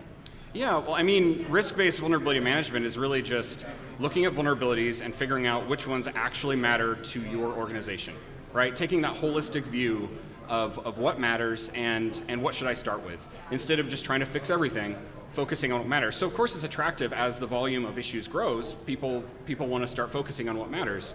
But I think a lot of people struggle also with the fact that when systems are hard to patch, then IT might push back, or business units might push back on the fixes, and so then they really need to justify, why am I asking for these fixes? And so if you have a much more formal methodology of estimating risk, then you can have a better justification for that. So I think those are a few things that are driving risk-based approaches. Well, it strikes me as you converge risk management and vulnerability management, you're adding context and prioritization to the mix. Right. Does that change the conversation that you were referring to earlier? Yeah, I think so. And I think if you can tell a really good story about why you're asking for specific fixes, right, then you can have a much more, your IT team, your business units, and security can be rowing in the same direction.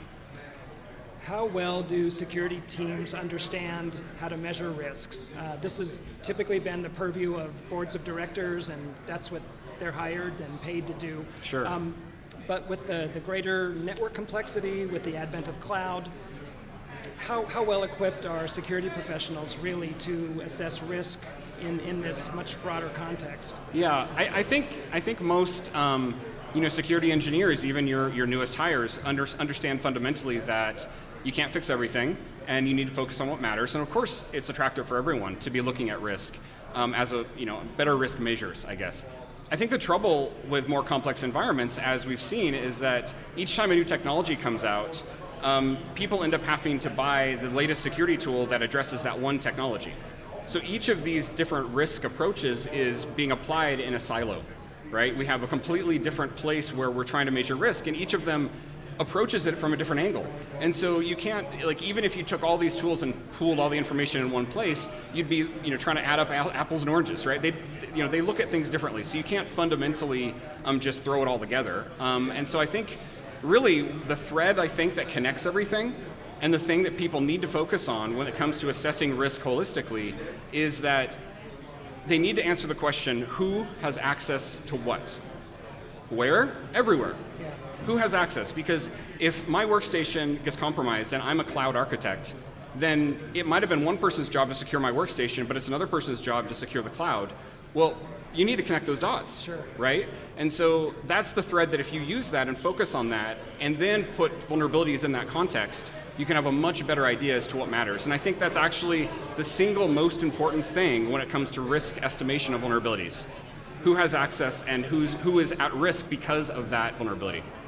Tim, shifting gears a bit, we were talking about automation a few minutes ago. Mm-hmm. This has become a code word in the security industry for artificial intelligence or machine learning. Is that the case with Deep Surface? Yeah, sure, but I mean, when it comes to AI and ML, they're really just fancy algorithms that allow you to automate things. Thank you for saying that. Yeah, and so here's a really simple example. So suppose you have an expert who does a tedious task every day, and that expert needs to have a lot of knowledge to do that task, but at the end of the day, it's a tedious task. You could have that expert write a program which then automates it for them, and then you'd be better off.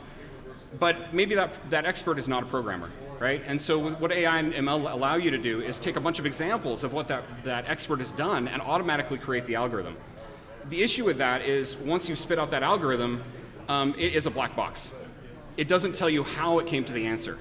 And so if you're just throwing AI and ML at something, then you're going to have an issue. Understanding and really communicating to the IT team, communicating to the board why you made that decision.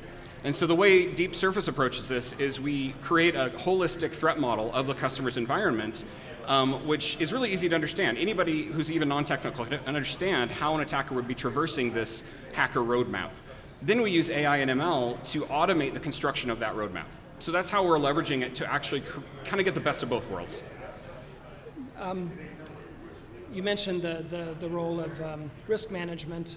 CISOs are under increasing pressures to communicate and help their boards understand security posture, the ROI on risk reduction, really the business of security at the executive level.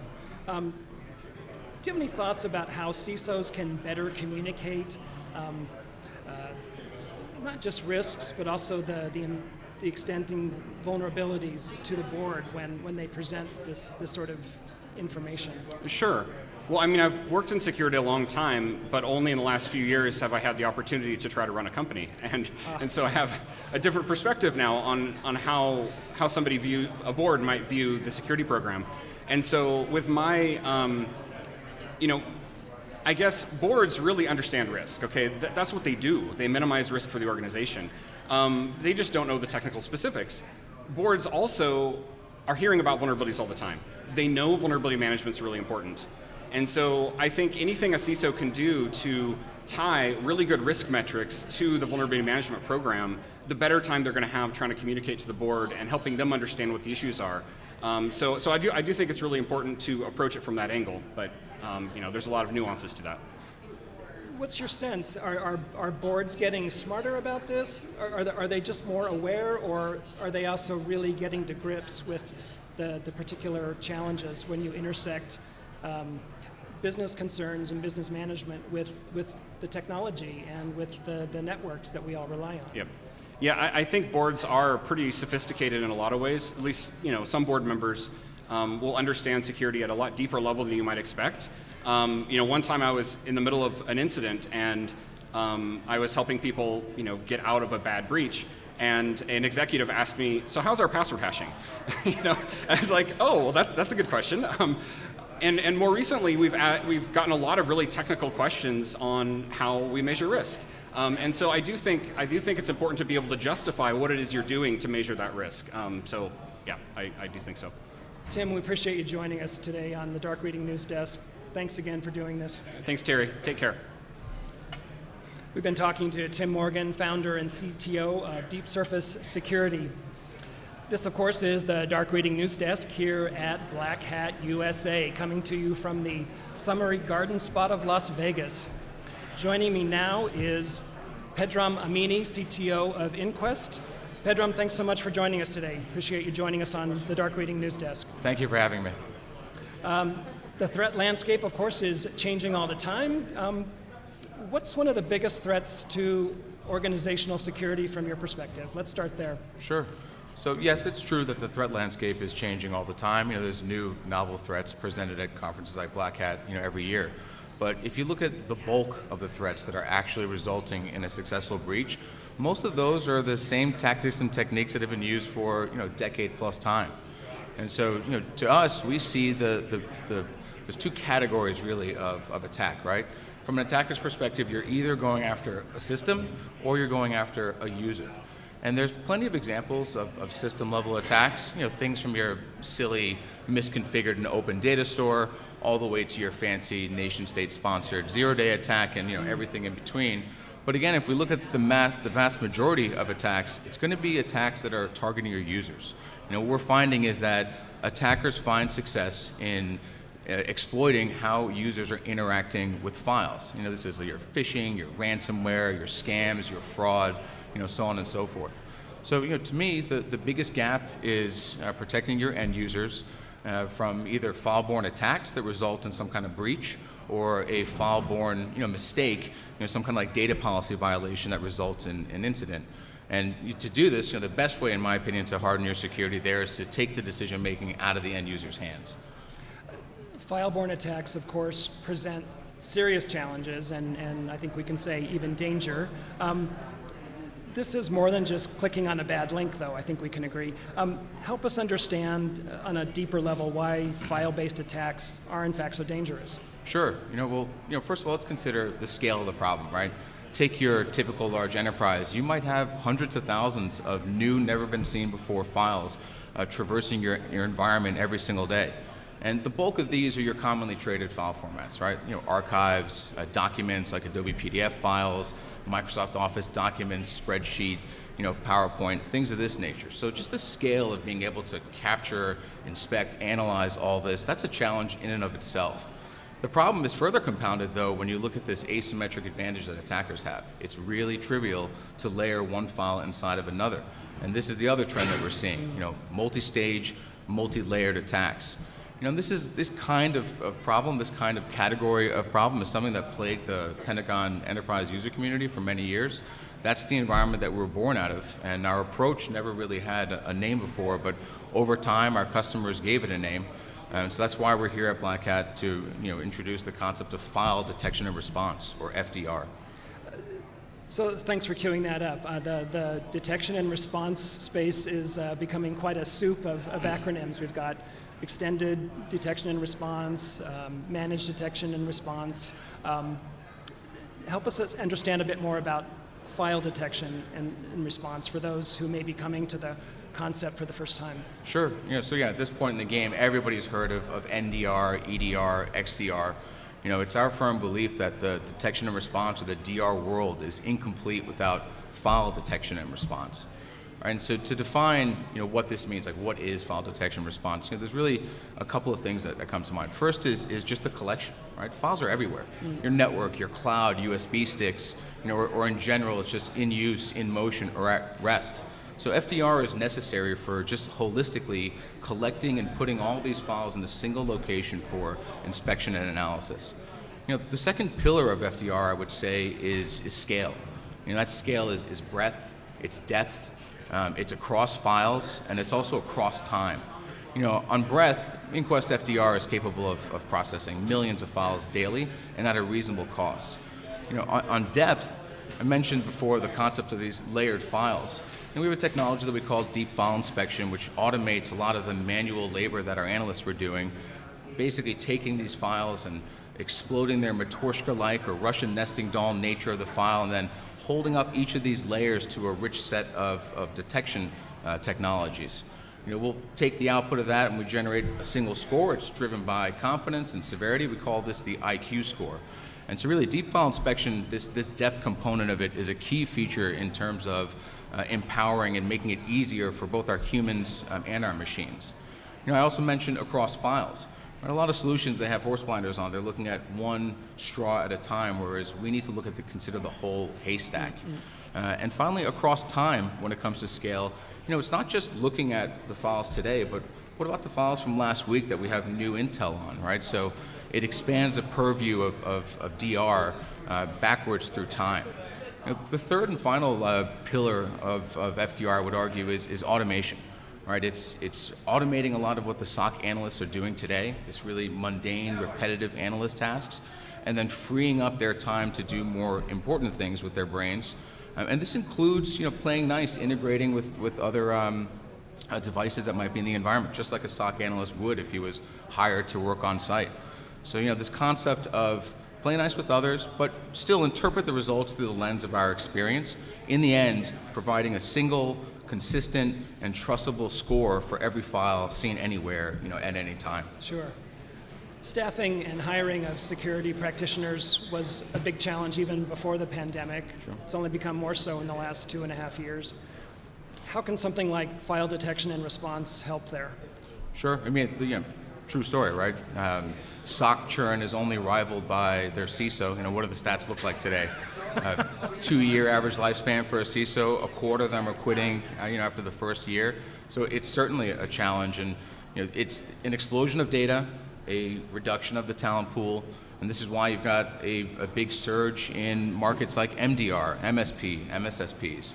Right? So there's two ways that FDR helps here. One is shrinking the problem.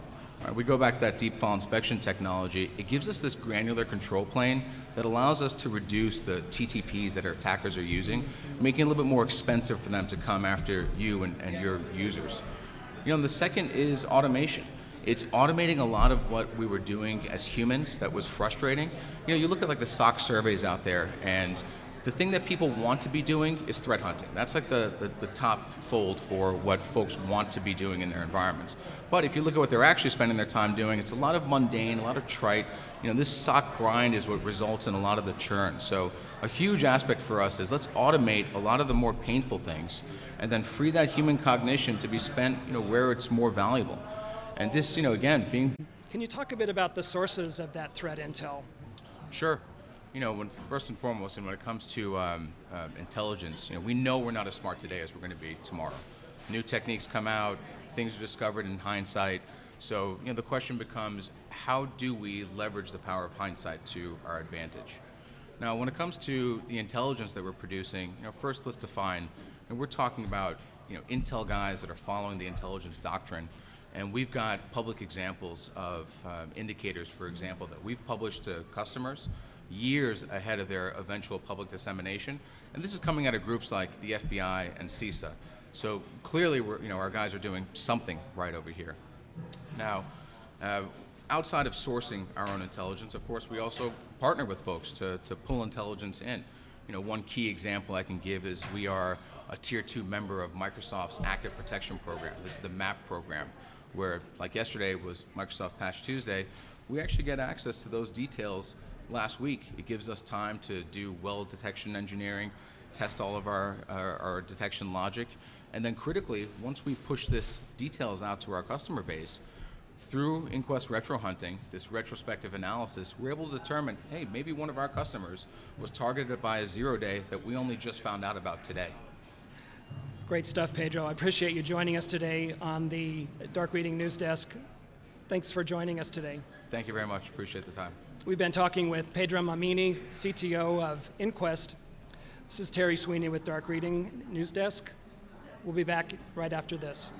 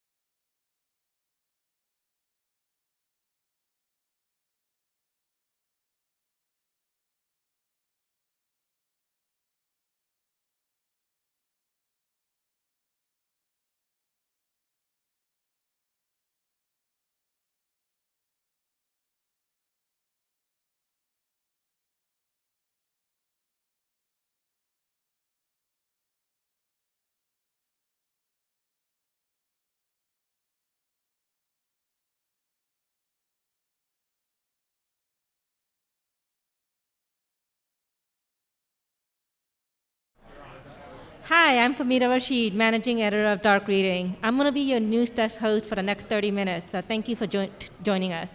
Up next, we're going to be speaking with Brett Hawkins, Adversary Simulation at IBM X-Force Red. He's going to be speaking tomorrow at Black Hat about abusing source code management system. So Brett, thank you so much for joining us. Absolutely, thanks for having me. So let's just dive right in. You're talking about source code management. I mean, we're talking what kind of platforms, what kind of software here? Yeah, so in today's world, everything, software is running on everything. It's running on our cars, it's running on our medical devices, traffic control systems. It's running on a lot of things, and because of that, that software is source code, and that source code is developed and maintained in source code management systems. Now, because of that, our clients are asking us to go after these systems more and more, and attackers are also going after these systems. So if you look at the Lapsus group in the last year, has really hit some big organizations, stealing source code from GitHub Enterprise, Bitbucket, systems like that.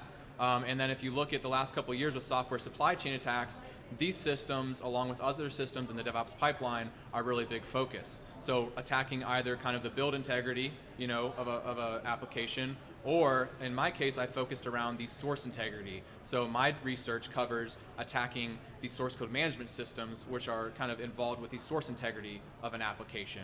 So my research that I'll be presenting tomorrow actually covers abusing some of the most common, source code management systems we see during engagements, GitHub Enterprise, GitLab Enterprise, and Bitbucket. So, attacking these systems, and then also I'll have some defensive guidance as well. So when we're talking about abusing, are we talking about injecting new lines of code? Are we talking about creating new binaries? Like what kind of abuses are you seeing? Yeah, so what you're seeing basically kind of the abuses is abusing the functionality that's available within these systems. So being able to kind of use systems as they're meant to be. So for example, during our engagements, almost every time we're going to initially gain access to these source code management systems via stolen API keys or credentials, either on a file share, a user workstation, internal wiki, that type of thing. Then from there, it's about, okay, what do you want to do? Do you want to do a software supply chain attack? Do you want to do some reconnaissance? So some things that are covered in my research are some different reconnaissance activities, some different privilege escalation activities, and also some other ways to maintain persistent access to these systems as well. So I just want to verify, we're not talking about you're looking for vulnerabilities in the source code itself. This is more of, I have access to your code, and now I'm going to make it do what you didn't intend to do. Exactly. So on the software supply chain front, it's about getting access to these systems and inserting our malicious code, so that when it goes along that DevOps pipeline, our malicious code is deployed. Or another scenario that I'm going to be covering is these source code management systems can be nice initial access points to laterally move to other systems in the DevOps pipelines, like build systems. Because these source code management systems, they're integrated with all those build systems. So if you compromise the source code management system, you can take advantage of those integrations and laterally move to these other systems within environments. And that's something that our team does quite often, and something that I'm going to be presenting in my research as well. So build systems, aren't we also talking about multiple people in a pipeline? It's like different hands, different roles. How are these different roles impacting the abuse chain here? Yeah, so really kind of when you talk about the different roles within a DevOps pipeline, you've got your source code that's developed and maintained in source code management systems. Then that gets sent to like a build server where it's built, and then eventually it's tested, deployed into production. So from an attacker perspective, you want to take advantage of the lowest hanging fruit or the easiest pathway to what you want. So right now what we're seeing is these build systems, they're more properly configured. There's more attention around securing these build systems. I think partly because if you look at the SolarWinds attack a couple years ago, the attacker specifically compromised the build system. Right. So that helped the attention there. But there hasn't been a lot of attention on the actual source code management systems. And that's where kind of my research, one of the main goals of that is to inspire future research on defending these systems, as well as, that's really the main goal though, right? So the source code management systems, there's not as much of attention compared to build systems. So, that's kind of my goal with this here. So just right on that point, what are the things that we can be doing? We definitely want to be seeing a point where we're building in more controls, more defenses on the system itself. Mm-hmm. But for the developers, what are the steps you think they should be taking so that they're protecting their source code right now? Mm-hmm. Yeah, so there's a couple aspects there. So from a developer standpoint, I think it just comes down to training and education, like just training them like proper security practices. But along the kind of source code management side, there's several configuration steps that organizations can take to help that. So for example, requiring all code commits to be signed, requiring there at least to be one approver for any code commit. That can help kind of take it, let's say a developer accidentally commits some sort of credentials. Right. Having an approver will help that. Additionally, another thing that organizations can do is really around security of SSH keys and personal access tokens. Right. So those are alternative mechanisms to authenticate to these systems. So making sure that a user can't just create one that doesn't expire, right? So having auto expiration, just like we do with passwords, right, on these personal access tokens and SSH keys. That way, if they're lying around somewhere and an attacker grabs them, hopefully they're expired and they can't use them. Another thing in terms of securing these systems, tomorrow I'm going to be talking about a lot of different logs that can be used to detect some of the activity that I'm going to be covering. And so making sure that you implement the detection rules that I'm going to be including within those logs. And lastly, just like a lot of other applications, make sure that you enable multi-factor authentication, adds that extra layer again. So if you steal a username and password from a user, there's at least that extra layer with multi-factor authentication. I mean, we've been seeing a lot of platforms beginning to be like, hey, if you're doing a repository, you need to be making sure that you have MFA enabled. You mentioned code signing. What kind of things would a developer have to change in his or her workflow in order to make sure that we're putting code signing as smoothly as possible? Yeah, so really around the code signing, right, that's typically going to be done either with GPG keys or like certificates. So making sure that they understand, right, how to create those keys, how to manage those keys as well, because just like passwords and such, you don't want your code signing keys, right, to end up in the wrong hands. So making sure that you educate them on, what are GPG keys, how you create them, how to store them, that type of thing. I just feel like lately everything seems to be all about secrets management. It's all about where you're using it. You talked about expiring, making sure you're rotating. Are these things that you hear more and more developers being comfortable with, or are we still in the early stages of that? I think we're still a little bit in the early days of that. Most of the environments that we conduct adversary simulation engagements don't typically have that enabled. So really it's kind of the early stages, but again, hopefully this research is going to help kind of accelerate that and making sure that those policies are in place. Because really, you're kind of fighting between kind of like a convenience, like with a developer, like, oh, I have to create another, personal access token. So really, it's kind of the early days of that. And really, the impact to these systems obviously is very great. Yeah.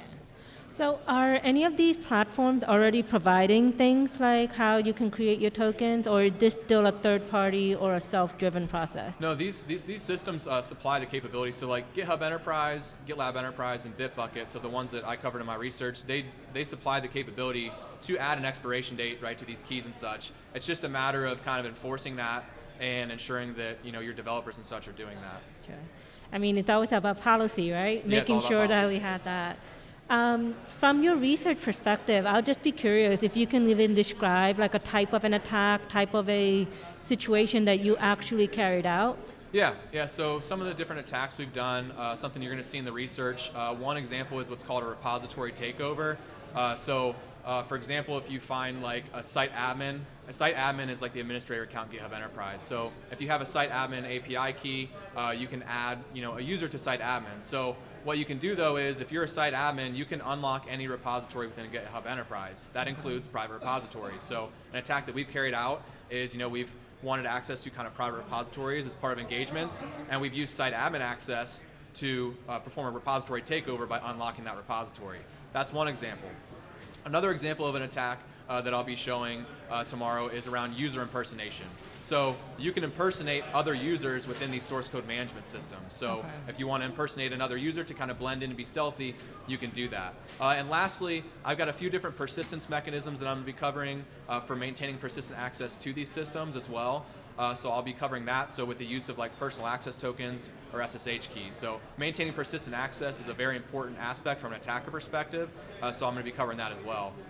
So those are just kind of a few different things I'll be covering. I'll also be covering kind of modifying CI/CD pipelines, so being able to take advantage of those source code management integrations with build systems as well to perform lateral movement. Well, Brett, thank you so much. This sounds like a really fascinating talk, and even if you're not a developer, I'm sure people are going to get a lot out of it. So again, thank you, and good luck on your talk tomorrow. Thank you very much. Okay. And thank you so much, Brett. Up next, we're going to have a person from, Nathan Hamill from Kudelski Security. He's going to be talking about Web3, which I'm already starting off being like, I'm not 100% sure I even know what kind of security issues we're talking about with Web3. Blockchain is something that seems to be a regular conversation, but Nathan, I'm going to need you to walk me through this. Sure. So let's just start first with Web3. Sure. Let's define those terms, and then we'll go straight into cybersecurity challenges for that. Sure. So at a generic level, Web3 is touted by some people to be the next version of the internet. So I remember Web 1. Right. Web 1, there's a lot of jokes out there about Web 1, Web 2, and Web 3. So, Web 1 was about sharing information. Web 2 is what if we could make some money, and Web 3 is only about making money. That's what a lot of the people who aren't excited about the technology would say. And some people who are advocates would say it's more about owning your own data. It's a very early time, so a lot of these use cases haven't even been proven out yet. They're basically a series of experiments that people are playing around with and trying to innovate in the space. So I think it's great that we're actually going to be starting talking about cybersecurity, because we have a really bad habit in this industry of talking about it once everything is already entrenched. Correct. So what are sort of the challenges that you see even before we've gotten to the point where it's entrenched? Sure. So I think one of the big challenges is that security is completely disconnected from the Web3 and blockchain space. Yeah. So we've kind of decided as a community that there's nothing to see here, so we move on, and this is something we have a history of doing. We did it with, things like the cloud. There is no cloud, just someone else's computer. We did it with, machine learning. We've done it with a lot of different things, and I tend to think as a security professional, it's my job to kind of be more agnostic and to kind of look and see what people are trying to do and help them do it securely. I mean, vulnerable code, regardless of whether you like it or not, vulnerable code, vulnerable applications don't really serve the world very well, because we tend to find they get adopted and then they're put in places and we have no recourse but to deal with it at that point. So with this scenario, though, are we seeing basically the same security challenges just ported into a new space, or are we seeing different types of challenges? Sure. So it's a combination of a couple of different things. So yeah, we see some of the Web3 space, Web3 developers have not learned from adjacent disciplines. Like we haven't learned from traditional AppSec. We haven't learned from all the things that we've been doing for the past 20 years. So there's a lot of knowledge that can be reused in the space. One of the things that catches us off guard is that pretty much every single application is monetarily driven, and every single application and person, for the most part, is basically operating as their own bank. That makes every single project a high-value target. Right. And what we've seen is that these projects are now targeted by nation states, because if you look at, the Lazarus Group, for instance, would you rather spend a year trying to pull off a hack against a traditional bank and then put in traditional money laundering capabilities and employ hundreds of people around the world, have it go for a year and then not be as successful as you wanted, or would you rather attack a system that has, $624 million in it and pull it out all at once? Right. So what we're seeing is that the impact is much faster and the attacks are happening much quicker and moving much faster than we normally would. In a traditional hack, you might hack a company, get some private data, try to monetize that data, sell that data, but it's much more liquid and you can make much more use of the funds more quickly. So you mentioned speed, and I think that seems to be the thing that we get tripped up on from a security perspective. Are we even used to be working at that kind of speed? So, I guess the real answer is not really. Even in a traditional incident response scenario, losing everything in 60 seconds is not something we're typically used to. Usually you have some indicator of a compromise, you try to, close it off, and you try to minimize the damage, but it's really hard to minimize the damage of losing everything. You might try to put risk reduction mechanisms in after you've already lost everything. It's not super effective. Yeah. So it's a challenge for us too. And what I find is that if you look in the past and you look at things like cloud security, machine learning, a bunch of other aspects, IoT for instance, what the new technology did was really force us to ideate new protection mechanisms that actually had a benefit that goes outside of the space that it was in. A secure element is something that's incredibly useful. You know, and I think that that's what we'll see if adoption keeps continuing on the Web3 space. It's going to force us to come up with new ways of thinking about, you know, handling code, creating protections that have a benefit to businesses outside of the space. That's actually the area I wanted to dig into. I mean, the thing about Web3, it's all about decentralization. Correct. Security has always been about centralizing. So what are sort of the ideas that you have that we can make sure that we can fit this that can also have implications elsewhere? Sure. Oh, you got into a philosophical conversation that would take like 2 hours. To me, like, to be a decentralization zealot, to say that everything has to be decentralized is not serving the technology well. We should be looking for the best solution for the problem. I see a lot of people in the Web3 space talking about decentralization as a form of security. That's a very weird way of putting it. I guess kind of in some cases, but we need the best tool for the best job. And this is a high stakes game. I mean, every single line of code you write could be the last. You have to be successful from day one in this space. Yeah. So I think getting hung up on uber centralization or uber decentralization is probably a better way to put it. So you have to look at where decentralization actually is part of your security model and where it's important to, you know, maybe have more than 5 validators or 9 validators. Like, you have to have enough for it to be secure. So there is some legitimacy to that. But I think being hung up on whether something is centralized or decentralized to a certain extent isn't serving us well. Okay. And what kind of things have we learned from the previous changes with cloud, with machine learning, that we can now apply to Web3? So I'm hoping the thing that we learn, and something I'm going to talk about at length in my presentation, is that we sat on the sidelines for too long. Right. So security people weren't engaged in the topic.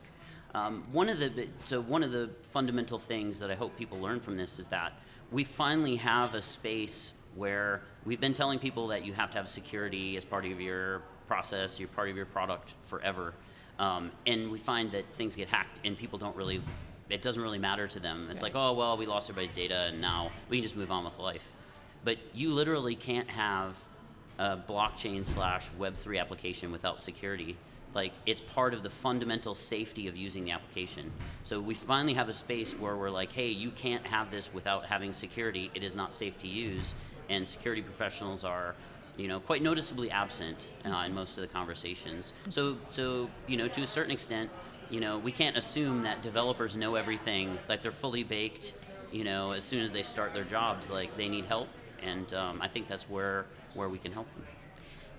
So with the developers, I mean, are we basically just sitting down and be like, hey, even though you're working with a blockchain application, you still need to be doing the basics of application security? Yeah, I mean, I think if those conversations were happening, it would be happening, but we're talking about a very new space. I mean, a lot of these projects are being developed by developers who have never developed anything before. It's not like they came from a traditional enterprise. They're brand new to the space. And to a certain way, that type of mobility is very inspiring, right? Like, it allows you to have more freedom and do what you want to do. But security is an experience game. Like, you know, if you're not doing simple things, it's you're either acting irresponsibly or you're inexperienced, and those often look very similar. So we need to know when we're dealing with inexperience and when we're dealing with irresponsibility, because you approach those two different ways. So this is really one of those situations where we can't say as security professionals, oh, I'll wait for them to come to me. This is the one where we actually have to take that step forward and saying, let me work with you. Yeah, I don't think any Web3 developer wants to code poorly because they see the impact of that. So I think they are reaching out and are trying, but aren't getting a lot of response back. Right. You know, so I work for a company that works with these companies. They reach out to us and we help them. But I mean, this is really a problem that goes beyond reaching out and help. Like, they need to start hiring security professionals. Like, they can't just count on companies to come in, do a little bit of work, and then run away. Like, that's just not a good way to solve security problems. Sure.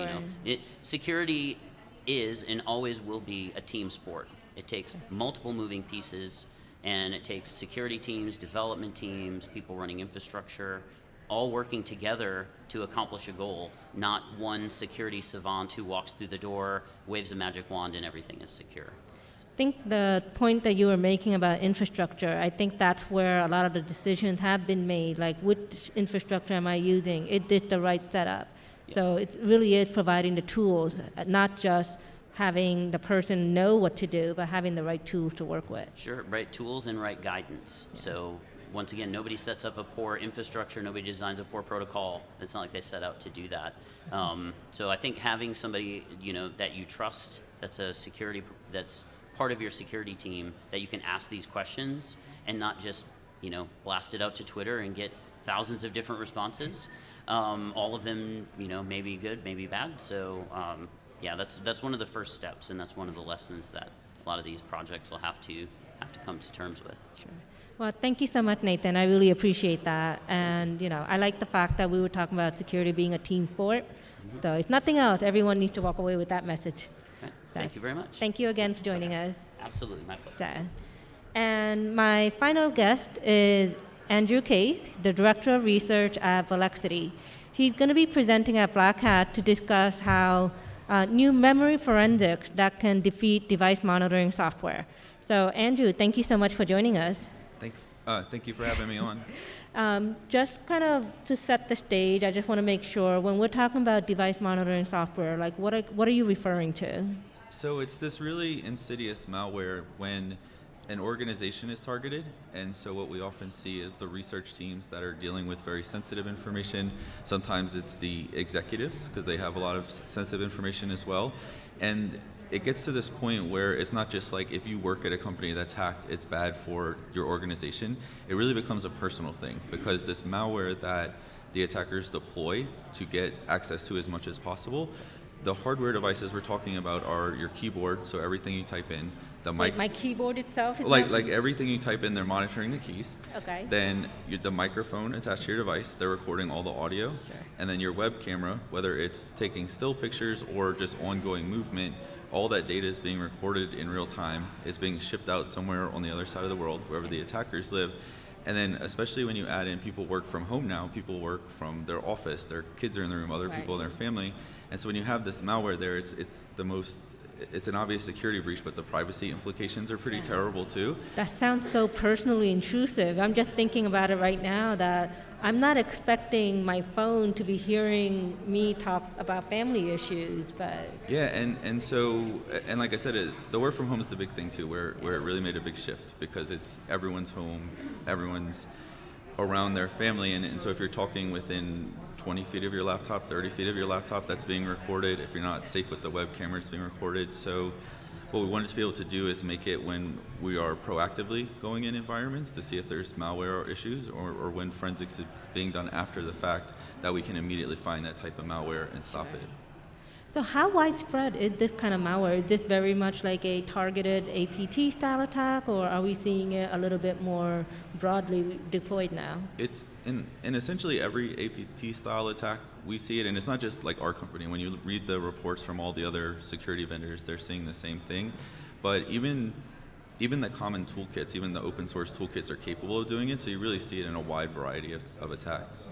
So it's not necessarily even that, oh, I'm really up against someone who is well-funded. It sounds like I can, as an attacker, they're able to get these tools and just deploy it even if they're not nation state or somewhere really up on top of the food chain. Yeah, you could literally go to GitHub and get all the capabilities you wanted right now. So, and we see a lot of, so those really sophisticated groups are going to write their own frameworks and their own malware tools, but we do see when you have some of the less sophisticated groups, but still potent groups, they're just bundling that open source software or slightly modifying it. So your research is about the memory forensics. So what kind of things have you been noticing? What are the things you'll be discussing? So the idea is we have our volatility project, which is a widely used open source framework for doing memory forensics.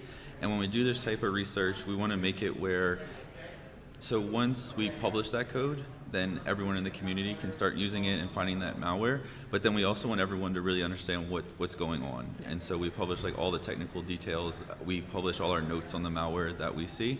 And we want to get it to this place where it's happened several other times in the forensics world, IR world, where once there's enough detections and once there's enough capabilities to stop certain malware activity, the attackers stop using it because they're going to get caught. And we want to reach that goal with this really insidious type of malware that's looking at microphones, web cameras, and so on. So with the with the memory forensics, I mean, we're just looking for indicators that the malware itself exists, or what kind of other investigative techniques are we talking about? So memory forensics is a really powerful technique because you're getting a sample of RAM off a machine. So if you have a laptop with, say, 16 gigs of RAM, you're getting all the data that was in RAM on that system. And that's much more powerful than traditional, say, disk forensics, where you look at the hard drive or network forensics. What's in memory is everything that happened on the system, all the code that ran, all the programs that ran, everything that the user saw. So we can do really as deep of investigations as we need to. And then the other thing that drives it, and it's true of these malware frameworks I was talking about that look at the hardware devices, they run in a memory-only manner. They don't touch the disk at all. And so we want to be able to extract all that data in an automated way because it's literally the only way you're going to figure out what happened in an environment. So one thing I've always wondered, especially about the memory, like dumping the memory, isn't there a time, like are we still operating on you have to get it at the right time, or is it a bit of a longer time than I expect? No, the techniques now are really powerful. So if the machine hasn't rebooted, so if people, and even if you just say you have very few people reboot their phone and laptops. That's what I was going to say. So like my laptop's in my bag right now, and then when I resume, that's still the same session. Yeah. So we get all of that historical data as well. Okay. So if malware was there, if you haven't rebooted in a month, then theoretically we can go all the way back, a month. And if you have a server that doesn't reboot for long periods of time, we can find very valuable forensics artifacts going back in time as well. Okay.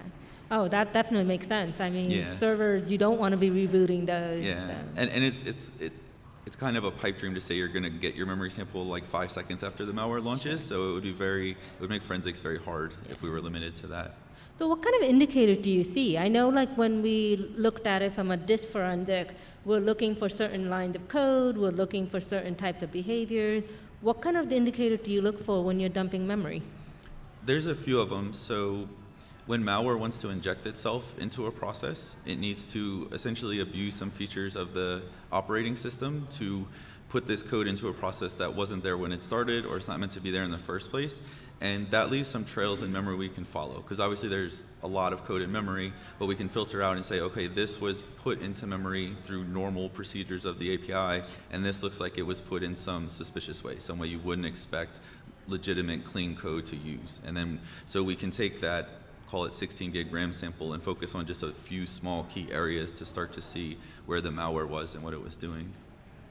I mean, does memory have timestamps? Like, is there a way for me to find out, like, how long ago this happened or how long they've been hanging around in my system? Yeah, forensics actually gets extremely powerful when you build timelines. So when you take all the time-stamped artifacts from that you have and put them together. So if you get the ones from disk, then there's a bunch of them in memory that are also really helpful. So every time a process starts that has a timestamp, for a process to run code, it has to create what's known as a thread. So that has a timestamp. There's dozens of them, and so when you really know how to do memory forensics, you see down to the second, like this malicious process started, it launched, it ran this code, made this network connection, wrote to this file, injected code somewhere else. Like when you're really doing it properly and thoroughly, there's no guessing. Like you really see everything the malware does. So you mentioned volatility from the project perspective.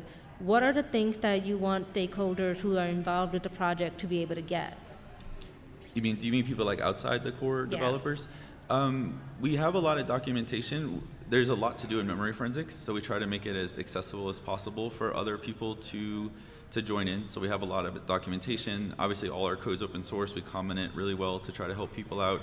And then I mentioned, my talk was earlier today, and I mentioned at the end, but our nonprofit that runs volatility, we do a big contest every year where we tell people, do research in a public space, document it, write plugins, and then we give away, it's like upwards to like $10,000 in prizes just to encourage people to get familiar with the space, make contributions that everyone can benefit from. So what kind of contributions, like extensions to the project or just new techniques? Either extensions to existing plugins, so maybe get more data or get it in a more refined, accurate way.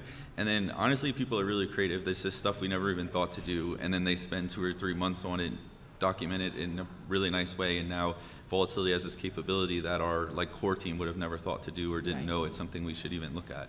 So. I mean, I like the idea of involved in a community because, like my previous speaker was saying, like security is a team sport. Mm-hmm. Here you're doing a way where you're tapping into different expertise, different ideas. One thing I just wanted to throw out there is especially with malware crossing operating systems now, what kind of things have you seen from a memory perspective now that we're looking at Linux, we're looking at Windows, iOS, any other OS that we might not be as familiar with? Yeah, in many cases, it's like starting over for the research you're doing. So the project we presented earlier today targeted Windows, Linux, and Mac. Okay. But the stuff we did on Windows had nothing to do with the Linux, had nothing to do with Mac. So you really are taking on a whole other project. It requires a whole separate set of expertise in the internal specific to that operating system. So it really took a couple of us several months to get all of this going. There's no like shortcuts from OS to OS. You just have to treat it as its own thing. But unfortunately, the malware does all the same stuff across the operating system, so we needed to do that. Yeah. So there's no shortcuts. Sometimes you need to start over from scratch, but again, I guess that's where the community really comes in. Yeah, the more people you have, especially the more people who know reverse engineering, it'll get us moving a lot quicker. So. Yeah, exactly. Well, thank you so much, Andrew. I really appreciate you coming to the news desk and talking to us today. Yeah, thank you for having me on. Yeah, take care. So, and that concludes my time on News Desk. Thank you so much for joining me. I am going to be handing over to my colleague, Terry Sweeney. He will be joining us right after a break. Thank you.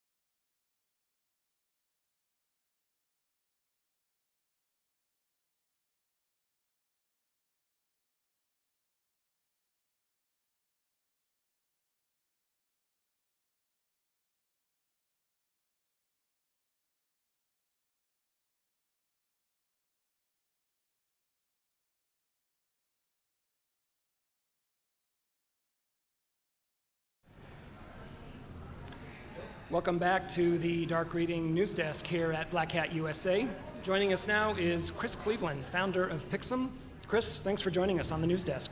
Terry, great to be here. Thank you for having me. We are talking about stopping targeted phishing attacks. How is it that is in 2022, somehow we are still talking about phishing? I mean, this feels kind of incongruous to me. Any thoughts on why we've been so ineffective in dealing with the ongoing threat of phishing? Over half of the phishing attacks that we detect and stop are coming in through Facebook Messenger, social media, Slack, totally outside of corporate email. And I think part of the problem here is that the industry still associates email security with phishing security. And I think until that paradigm really adapts and evolves to where the attack landscape is, we're going to continue to have a problem. So sort of like bank robbers rob banks because that's where the money is, the hackers go to the social sites because that's where the users are. Yeah, people are working on multiple devices. They're doing work in many applications outside of email. So the attackers see a lot of protection at the email gateway, but they don't see any protection through other vectors. Do you think users have some idea that, oh, because it's social, I'm safe from being hacked or being phished? 100%, particularly because if my Facebook account is popped or my LinkedIn account is popped and somebody sends out messages to all my contacts are seeing messages from me, right? So you have that inherent trust that's built into these social networks. And of course, hackers can achieve pretty large scale that way as well because these social networks are also very big. So there's obviously more to the equation than just going to the social sites and plying your trade there as a phisher. Talk about some of the techniques that they're using to evade the traditional protections and defenses. Well, the number one thing, like we just discussed, is that it's attacking people outside of the corporate inbox because that's so heavily fortified. In addition to that, we're seeing a lot of crafty techniques. Folks are using proxy-aware technology to host their websites. That means that if folks access these websites from anywhere outside of a targeted set of IP addresses on laptops or even smartphones, you're going to get redirected to a 404 web page. A lot of the phishing attacks are also hosted on legitimate domains. These might be small business websites that are compromised. They might be on websites that are used for building legitimate web services, so the root domain looks like a legitimate website. There's all kinds of tactics like that we see all the time, and therefore it makes it very hard to detect these phishing attacks using traditional reputation tools, for example. What sort of activity are you seeing as a result of these phishing? It's like, are people being redirected to their banks to give up their banking credentials? Is it the corporate credential? Like, what's the treasured target, I guess? It could be all kinds of things. We've recently seen a large uptick in two-factor authentication phishing that's targeting crypto exchange users, for example, because that's where so much of the money is. Sure. And once you access somebody's crypto wallet, it's very difficult for that user to regain control, or after especially that crypto asset has been moved to other wallets, it's very, very difficult for that to track. So I'd say that's a recent trend that we've seen quite a lot of, and that it's very, very difficult to protect against. Wow. So Pixum is an advocate of something called computer vision. Talk about what that is and how it stops these targeted attacks. Sure, so computer vision is software that can see just like people can see. You see software like this in Tesla vehicles, where you have light from cameras around a car that's trying to detect lanes, vehicles, pedestrians, things like that. We're putting that software into the browser so that when any user opens up a phishing page in the browser, no matter where they click on it, computer vision software can determine that a page looks like Bank of America, Microsoft, Coinbase, whatever it happens to be, and if it's not from an authorized source, IP address or domain, we can flag that to the end user in real time. So this is a really important tool because for a long time, phishing protection has really secretly been about blacklisting known bad URLs, but most credentials are harvested in the first hour that it's deployed. So when you're using these kind of AI, computer vision-based technologies, you can catch something that's brand new, even if it doesn't have any kind of threat intel associated with it. Okay, I mean, automation is obviously key to close that window sooner. Say more about that. Well, I think 90% of credentials are harvested in hour number one. There was an IBM study that came out about that. So this is really about putting the protection in a very proactive context so that when a user opens something in their browser, it doesn't matter if there's malware on that page or not. It doesn't matter if there's a phishing kit that was previously used or not. Just by creating a web page that looks trustworthy to an end user, if it has certain visual triggers on it that would make somebody trust it. Oh, this has a Coinbase logo on top of a login page. Oh, this looks like a Facebook login page. Based on the actual pixels that the end user is seeing, we can make that determination in real time when it's a fresh attack out the gate. So it doesn't matter what version of the browser you're using. It doesn't matter if the back-end systems have been patched. Yep. The browser has been automated to recognize the threat or the particular issue at hand. That's correct. And being in the browser is a beautiful thing because all clicks lead to the browser, right? So those clicks can come from LinkedIn, they can come from Facebook Messenger, they can come from Slack, which is really where the modern work environment and the modern attack landscape is. And presumably this is all browser agnostic. It's not dependent on a vendor. Correct. We'll work in any major browser today, Chrome, Firefox, Safari, you name it. Maybe Internet Explorer is still on its last legs, but with that caveat, we'll be on just about everything. All right. Don't click on unfamiliar links from external senders is the message that gets pounded into users with cyber hygiene training. It's an article of faith, practically. Tell me about your view of these internal training efforts that still focus on user choices and decisions. I think there was a study that showed 25% of users that click before training still click after. So I like to use the metaphor of driving a car. It's a good idea to train and have very rigorous testing before you're given a license, but I think in the same way, the law of large numbers and Murphy's Law are always conspiring against you. So with enough users in an organization and enough work hours and fatigue, you're always going to have people that are still clicking after. So it'll reduce it, but without some kind of last line of defense, AI-based solution, it's very difficult to really solve the problem with training by itself. All that being said, the security industry has yet to build better users. Small joke, but the idea is that there's always going to be this human element in the equation, right? So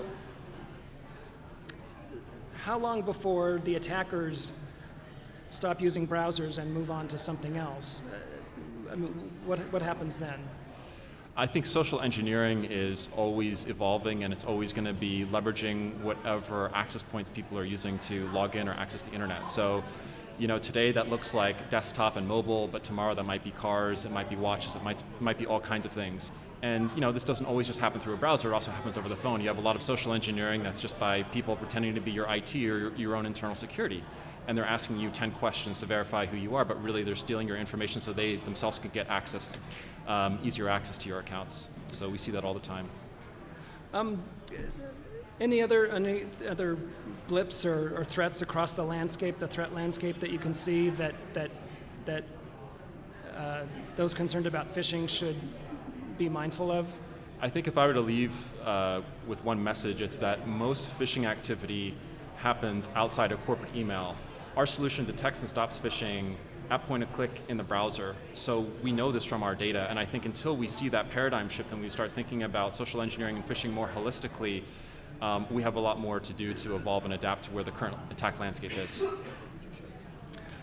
Very good. So hopefully at Black Hat, 2032, we won't still be talking about the success of phishers to get users to give up credentials.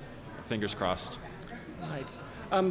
Chris, just to close us out, is there anything that you've seen so far during the Black Hat conference so far that's surprised you, delighted you, something else? It's really great to see the comeback, especially after last year and after the pandemic, to see so many people in person. But, so far I'm enjoying myself and having a great time. All right. Well, here's to all of us renewing our social skills and getting better at in-person events. We appreciate you joining us today on the Dark Reading News Desk. Thanks so much. Awesome. Thank you, Terry. We've been talking with Chris Cleveland, founder of Pixum, here at the Dark Reading News Desk. We are coming to you live from the Mandalay Bay Hotel here in Las Vegas during this garden season of August in Las Vegas. Of course, Black Hat is also showcasing the most innovative research in security. It's also a chance for security professionals of all levels to take the pulse of today's threat landscape.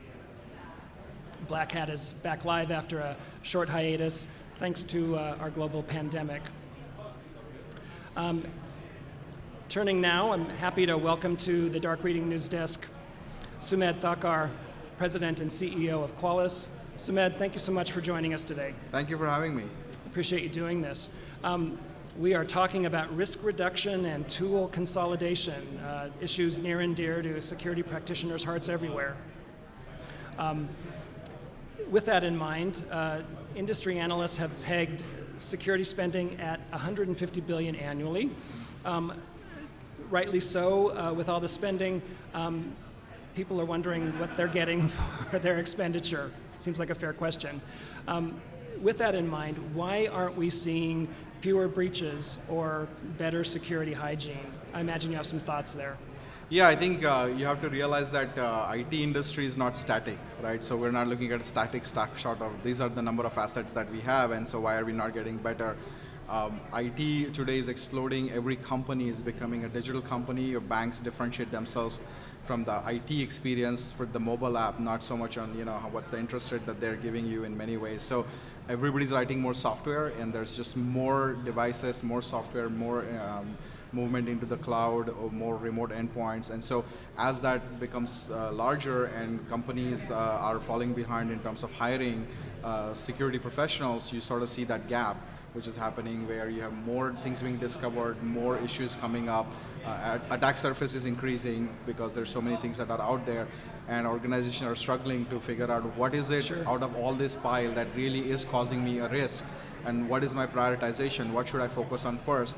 So at the end of the day, if you can reduce your risk significantly, then your cost of breaches and potential of breaches just goes down significantly, right? So instead of sort of investing more in the back half, if we can do more on investing in reducing the risk proactively, that's going to give us better bang for the buck. And so that's why with that exploding hybrid infrastructure and just find more software out there, we're just seeing a lot more issues coming up, and it's overwhelming many times for security professionals who have small teams.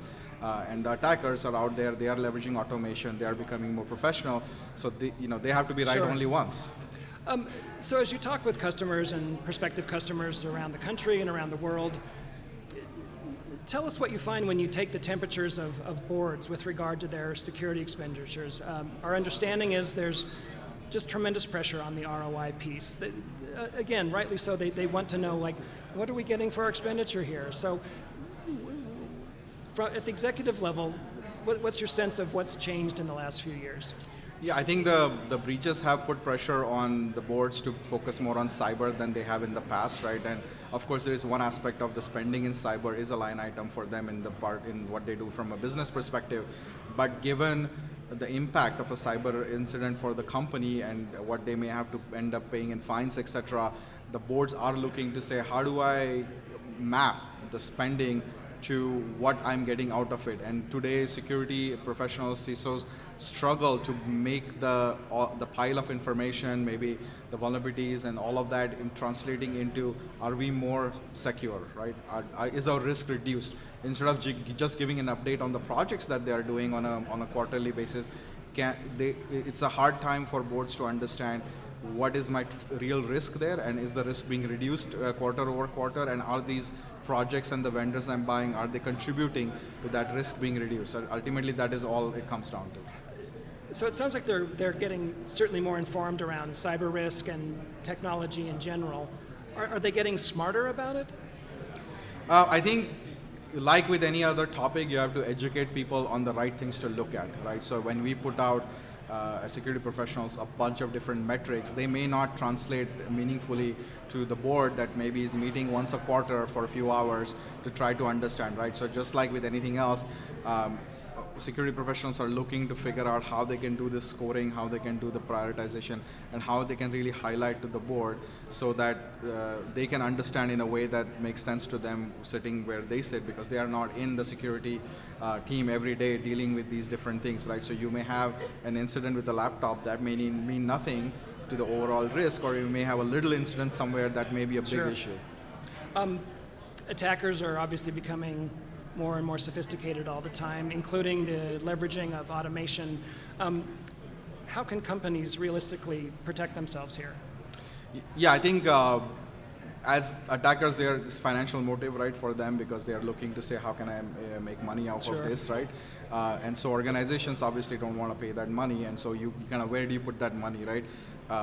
A breach only happens when your risk mitigation strategy did not pan out, right? You didn't do enough to reduce that risk. You didn't block the port. Maybe you didn't patch the system. So I think the more organizations can focus on actually reducing their risk upfront, so the breaches don't happen.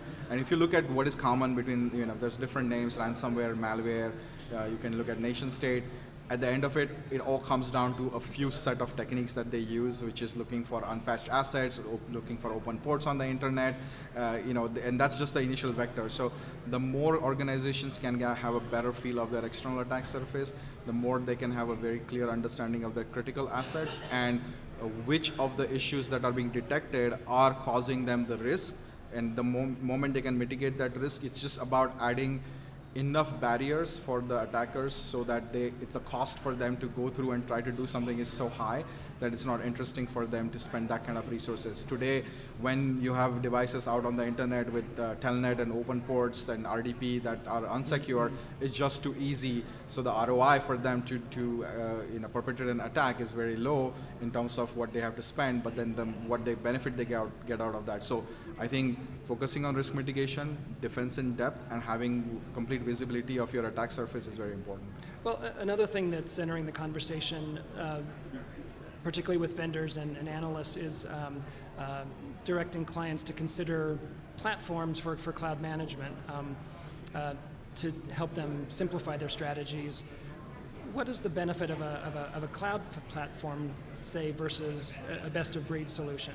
Yeah, I think the industry today has grown in that approach of just throwing multiple different solutions for individual problems. But what happens when you siloed solutions, the overall end-to-end outcome is not there if you don't have a platform. So you have a different tool looking for your assets, a different looking for vulnerabilities, a different one for prioritization, a different one for patching.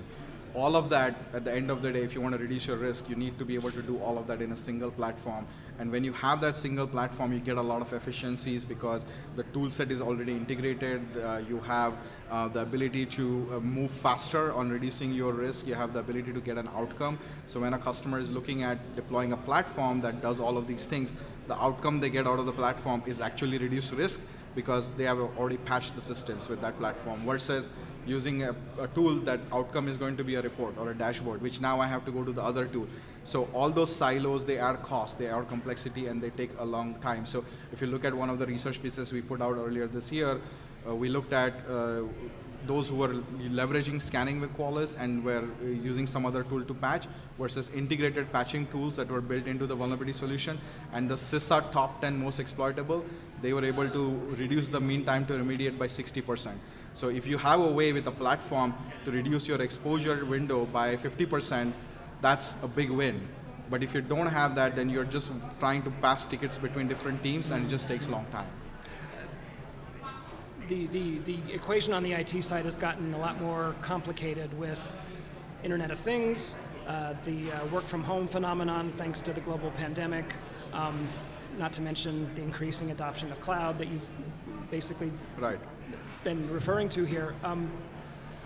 This doesn't make things any easier, especially when there's also a talent shortage for security practitioners. As a CEO, how do you handle the expanding attack surface in your own company, and what advice would you have for customers who are up against the same dynamics? Yeah, I mean, the good thing is we get to use our product for free. But other than that, look, we are very informed in how we develop our product, with how our teams are leveraging and looking to get that balance of how do we look at everything. And one of the things that we really figured out as the talent shortage has increased and the attack surface has increased is that automation is the only way, right? So if I have 3 people in IT, whenever Chrome releases a new critical patch, do I want 5,000 tickets to be created so those guys are going and updating Chrome on every laptop, or can I leverage automation where I can get a bunch of my security-related issues detected, prioritized, and fixed with automation? Then the limited staff that I have, I can really focus them on super high critical, super high risk assets to make sure that I'm spending more time there and looking at incidents, rather than spending everybody's time on patching and fixing things that usually just work and they don't cause issues, right? So you have to balance. So every time we do that automation, we balance the risk of potentially something breaking when you put a patch with the risk of getting breached. And the risk of getting breached always comes out to be something that you really don't want to deal with, right? You always want to make sure that you're making an informed decision on reducing that risk. Sumedh, I always learn something when I talk to you. Thanks for the insight and perspective on risk and tool consolidation. Thanks for joining us today on the Dark Reading News Desk. Thank you. It was a pleasure. Thank you for having me. We've been talking with Sumedh Thakar, President and CEO of Qualys. This has been Terry Sweeney for the Dark Reading News Desk. We are coming to you live from the Mandalay Bay Hotel here in beautiful Las Vegas. Joining me now is Matt Olney, Director of Talos Threat Intelligence and Interdiction at Cisco. Matt, welcome to the News Desk. Thanks for joining us today. I'm excited to be here. Well, we're here to talk about threat intelligence and the global threat landscape. In looking at the global landscape, why don't we start with your perspective on how the role of threat intelligence has evolved over the years? I mean, yeah, so you kind of go back to some of the early reports. You know, you had sites that tracked CVEs and you were trying to track the individual threats, and then there was sort of the APT1 report, which is sort of like the foundational sort of opening of threat actor tracking. Then you got into commercial entities creating different threat monitoring systems. Now you've got major corporations building their own in-house intelligence teams. So it's not, you know, it's not just for government work anymore. It's not just for vendors. There's intelligence activity across the board. And so the other major place that we're seeing changes recently is in the vendor government kind of space, where we're like, how do our intelligence organizations in the vendor space work with national security organizations globally? And so organizations like CISA, which is now headed by Director Easterly, are the kind of places that are now really understanding that when you're trying to combat cybersecurity issues at a national level, it really takes a whole of economy effort to kind of do that work. Thanks for that. I'm also curious how organizations are using threat intelligence, and if you could also address how that's changed since the early days that you just described as well, I think would be useful. Yeah, so I mean, it's very much part of the security maturity process. So you know, there are lots of organizations that have no in-house intelligence capability. Then there's organizations that pull in intelligence feeds from different sources and sort of monitor those. Organizations that are in particular verticals are working with their ISACs to provide intelligence. So like if you're in election security, for example, there's the election infrastructure ISAC. So they have, you know, special sets of intelligence for them. But on a broader kind of look on the economic scale, larger corporations, corporations with unusually high risk are now building their own in-house teams. And so what's fascinating is watching how those teams are inserted into the corporate infrastructure. So it's important that those teams provide not just information, but also expertise to different groups about what they're specialized in. So it's very much a kind of associated with how far along you are on security model track, then you're also going to be higher up on that threat intelligence track. With all that in mind, how can organizations ensure that they're actually getting the most out of their threat intelligence? So it has to do with how you metric the teams and also how you structure your organization. So I was having a conversation with a gentleman yesterday from a major financial institution, and I was discussing, you know, well, how are you placed inside of your group? And he was like, oh, well, we all we do is write reports. It's difficult to kind of close the loop on incidents to see how we are impacting things. The cybersecurity folks over here are very insular and kind of protective. And so it's important from a CISO perspective or from an executive function that you're really breaking down those walls between organizations, and you're metricing your intelligence organization on how they impact your defenses. So you shouldn't be like, you need to write me 10 reports a month, but you need to be, show me how you've changed how we defend ourselves, and that it's important to have you continue to do the work that you're doing. Okay. Your team provides intelligence support when dealing with incident response for an organization. How can an organization leverage that intelligence to make their incident response team that much more effective? Right, so part of our incident response offering is an emergency response offering. So we provide support during the worst days of our customers' professional lives. And so we strive to make sure that the incident responders that are on site working with those partners have the most information, the latest updates on what we've seen elsewhere in the threat landscape. But we also have the intelligence on demand offering, where customers can ask us any kind of question about cybersecurity or geopolitical issues, and we're able to provide back from our experts in Talos, this is how we see this actor you're asking about, or these are the risks associated with this region. Can you give us an example of how Cisco intelligence was used to respond to a large-scale security event? So, I mean, last summer, for example, we had a customer who had been hit with a pre-ransomware that looked very much like Hive. And so we were able to leverage our previous interactions with the Hive actor and be like, okay, here's what you're going to experience over the next 48 hours. Here are the tools that are going to be used, and here's how you defend against these tactics and techniques that the actors are going to use. And it was kind of a back and forth between the customers, Blue Team, and us, and the actor, trying to get them out of the network. And we eventually made it so problematic for that actor to operate inside that it became difficult for them to do business, and they actually just pulled out of the network with no adverse impact to the customer. Okay. Ransomware continues to be a top threat, of course. What are your recommendations to organizations to better protect themselves? Yeah, well, we certainly saw a dip in ransomware operations in the wake of the Russian invasion of Ukraine, but we're starting to see that kind of tick back up now.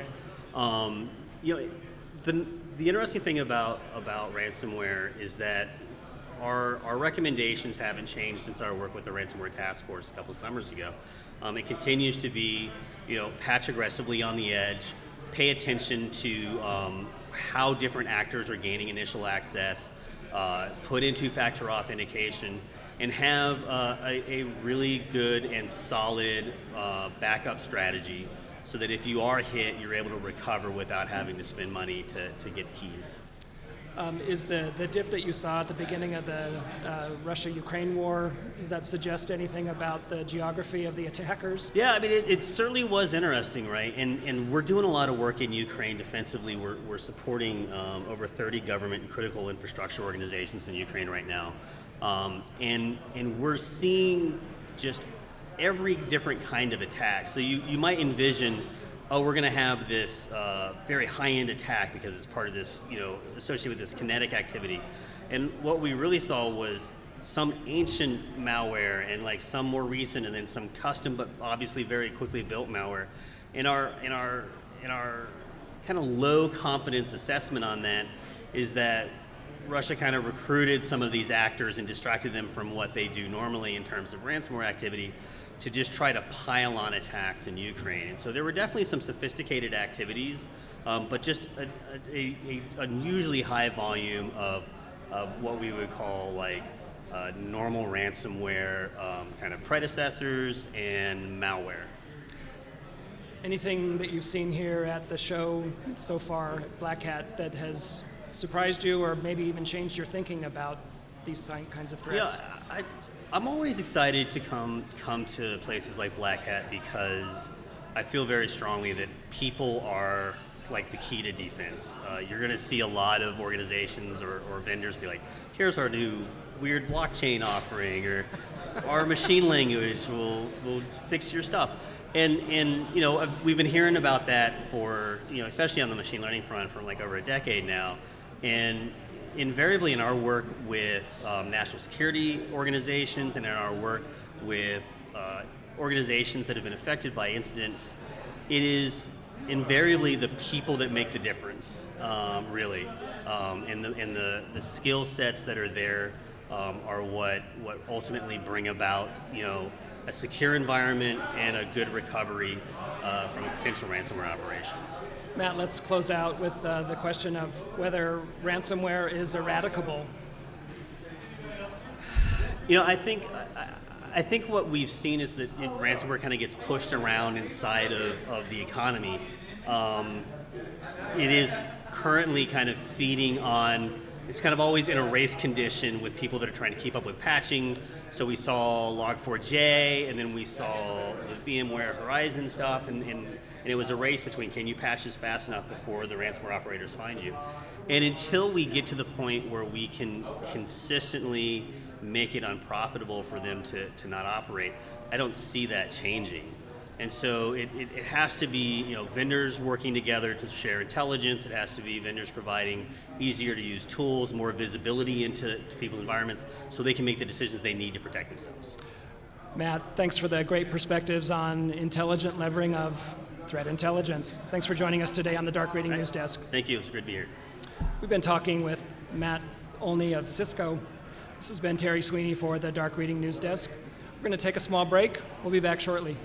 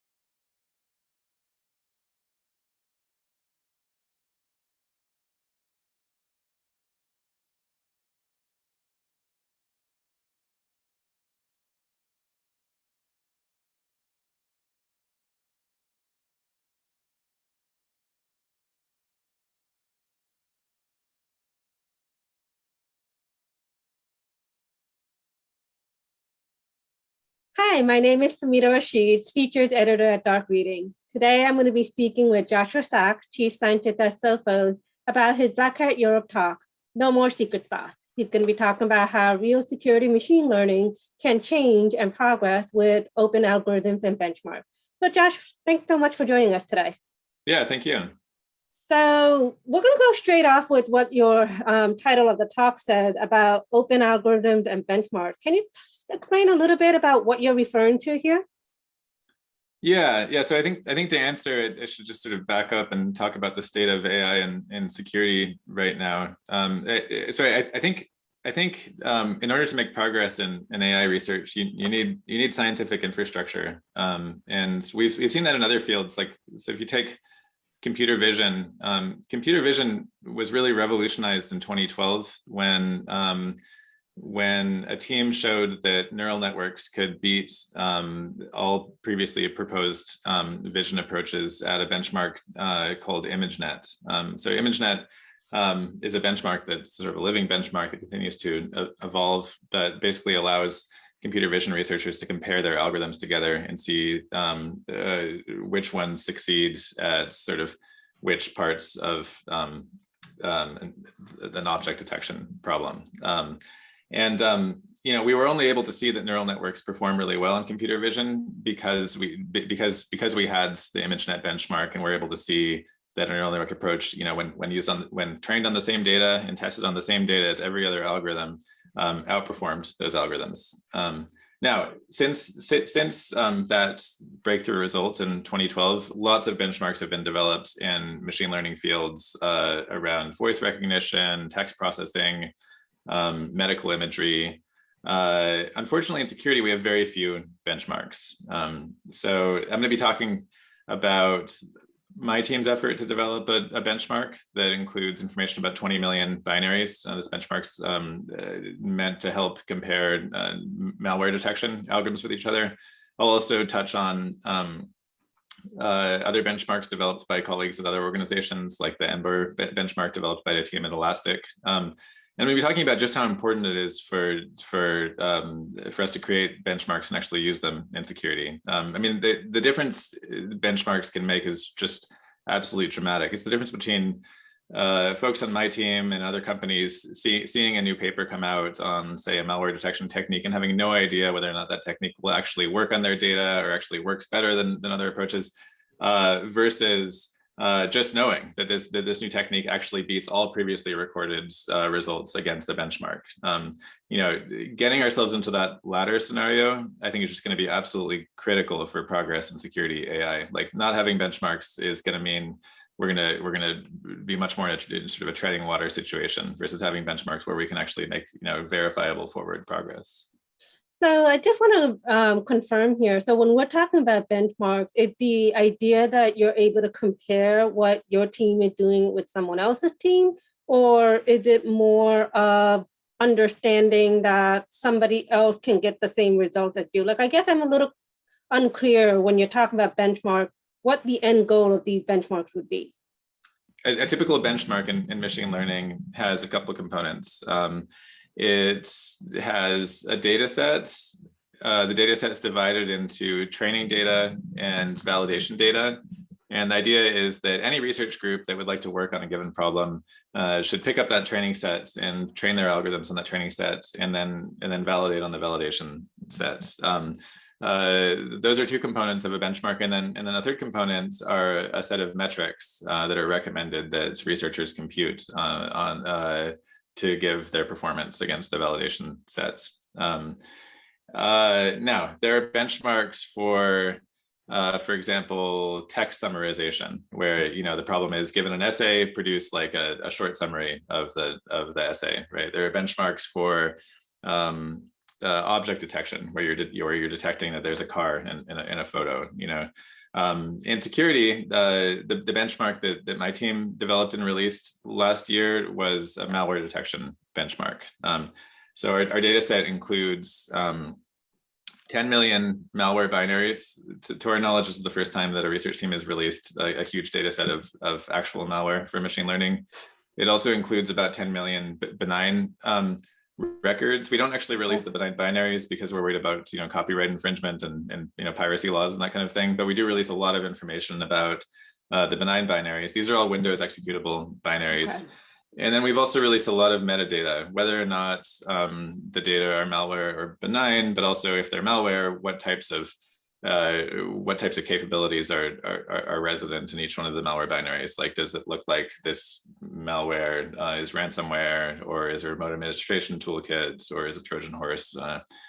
These kinds of attributes. And then we also released a benchmark model that just implements a simple machine learning approach meant to give a baseline for other researchers to look at, just to compare their results against, and a paper that describes the benchmark. So we're hoping that this data set just sets a new bar in security, just by its sheer volume, by virtue of the fact that there's actual malware in the data set, by virtue of the fact that we think the labels are quite good, like the metadata and the descriptions of the malware. And part of the purpose of this talk is to help promote adoption of this benchmark amongst my fellow AI security researchers, so we can get into a regime in which we can compare our results and make progress together as a field.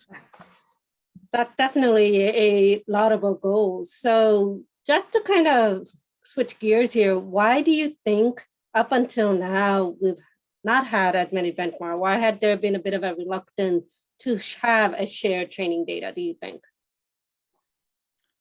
Yeah, that's a great question.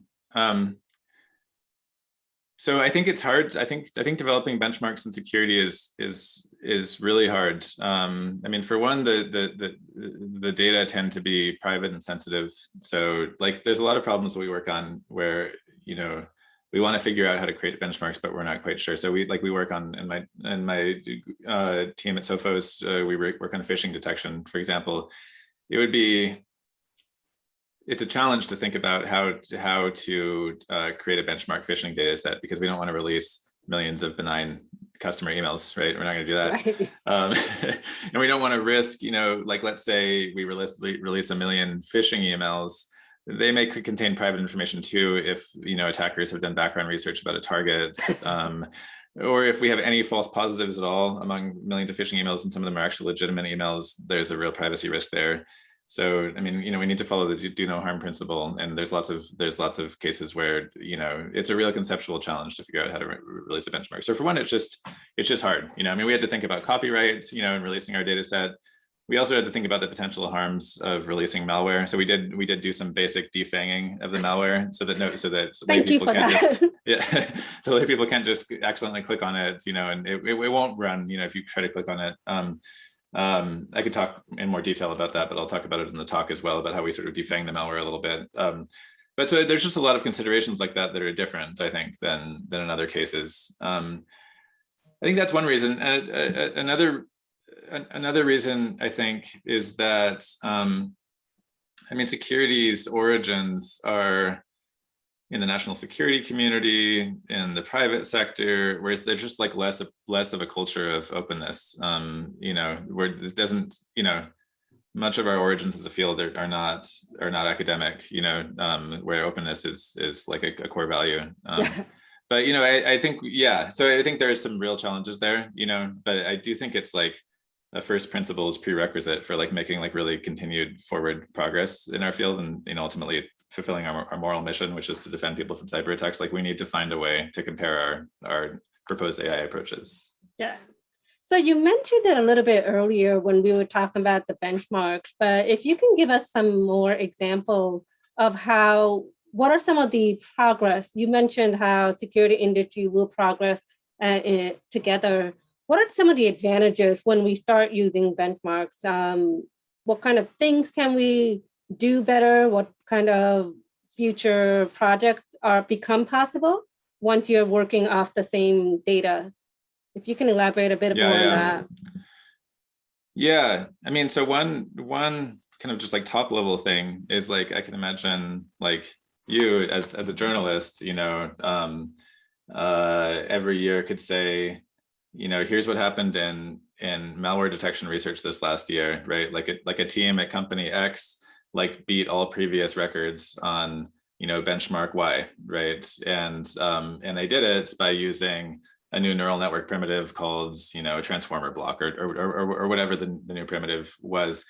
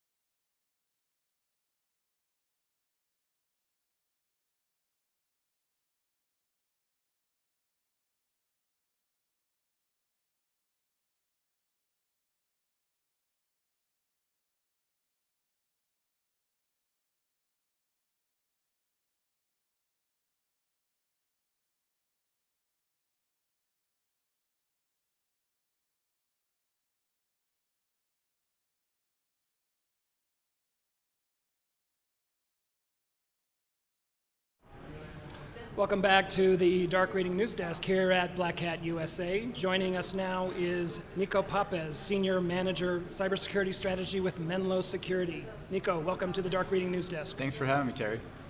We are talking about how hybrid work is throttling the threat landscape. Tell me it isn't so. It's throttling it quite a bit since what we've seen over the last couple of years. I dare say. Yeah. The attack surface has obviously expanded exponentially.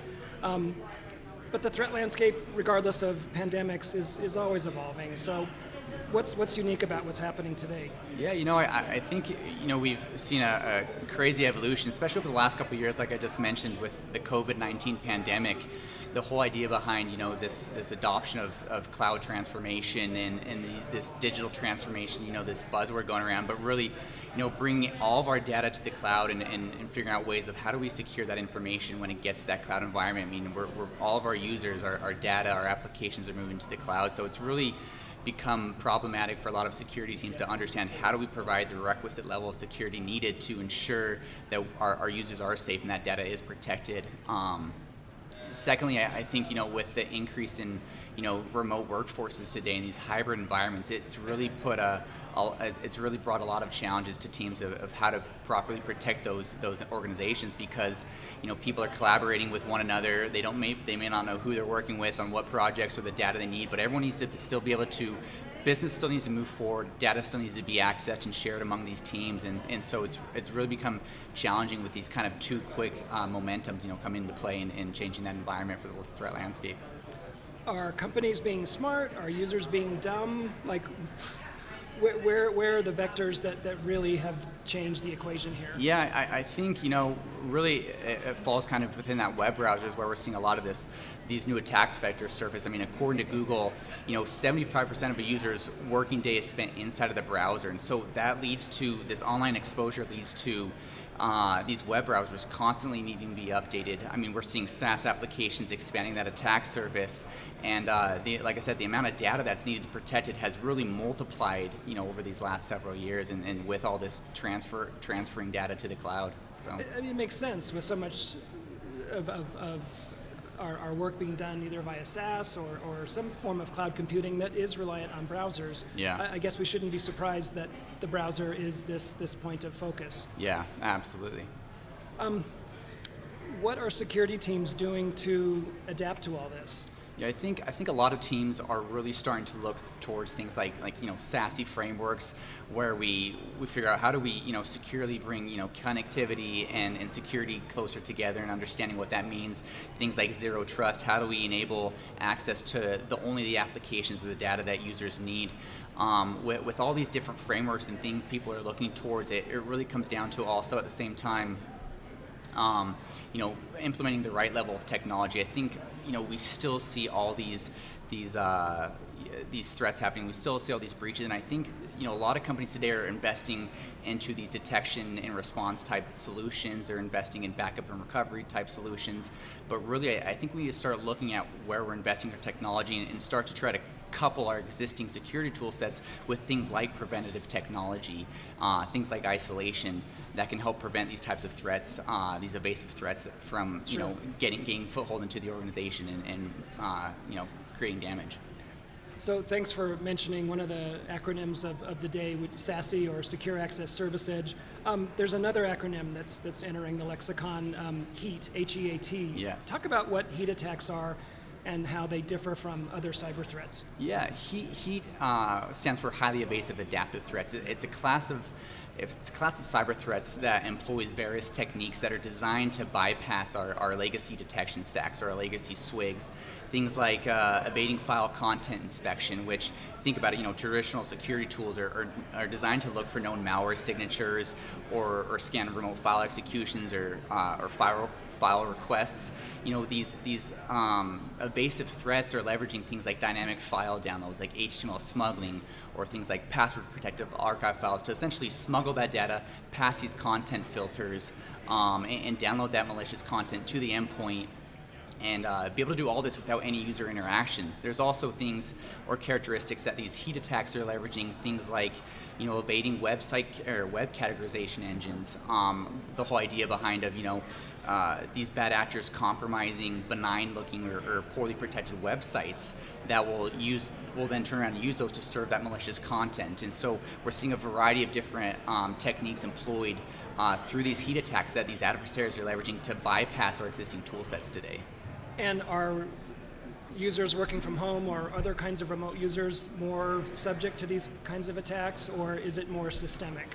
It's both, absolutely. I mean, we're seeing these heat attacks being leveraged by adversaries going after both kind of the corporate environments, the branch offices, these remote work, especially the remote workforce, right? Because they're ill-equipped to know what to look for, how to handle these, and these evasive, no matter what technology we're putting in place, these heat attacks are designed to evade all these controls we've been implementing and using for a decade now. And so adversaries know this, and they're really trying to find workaways to leverage these heat attacks to gain that initial foothold into the organization and really launch their attack from there.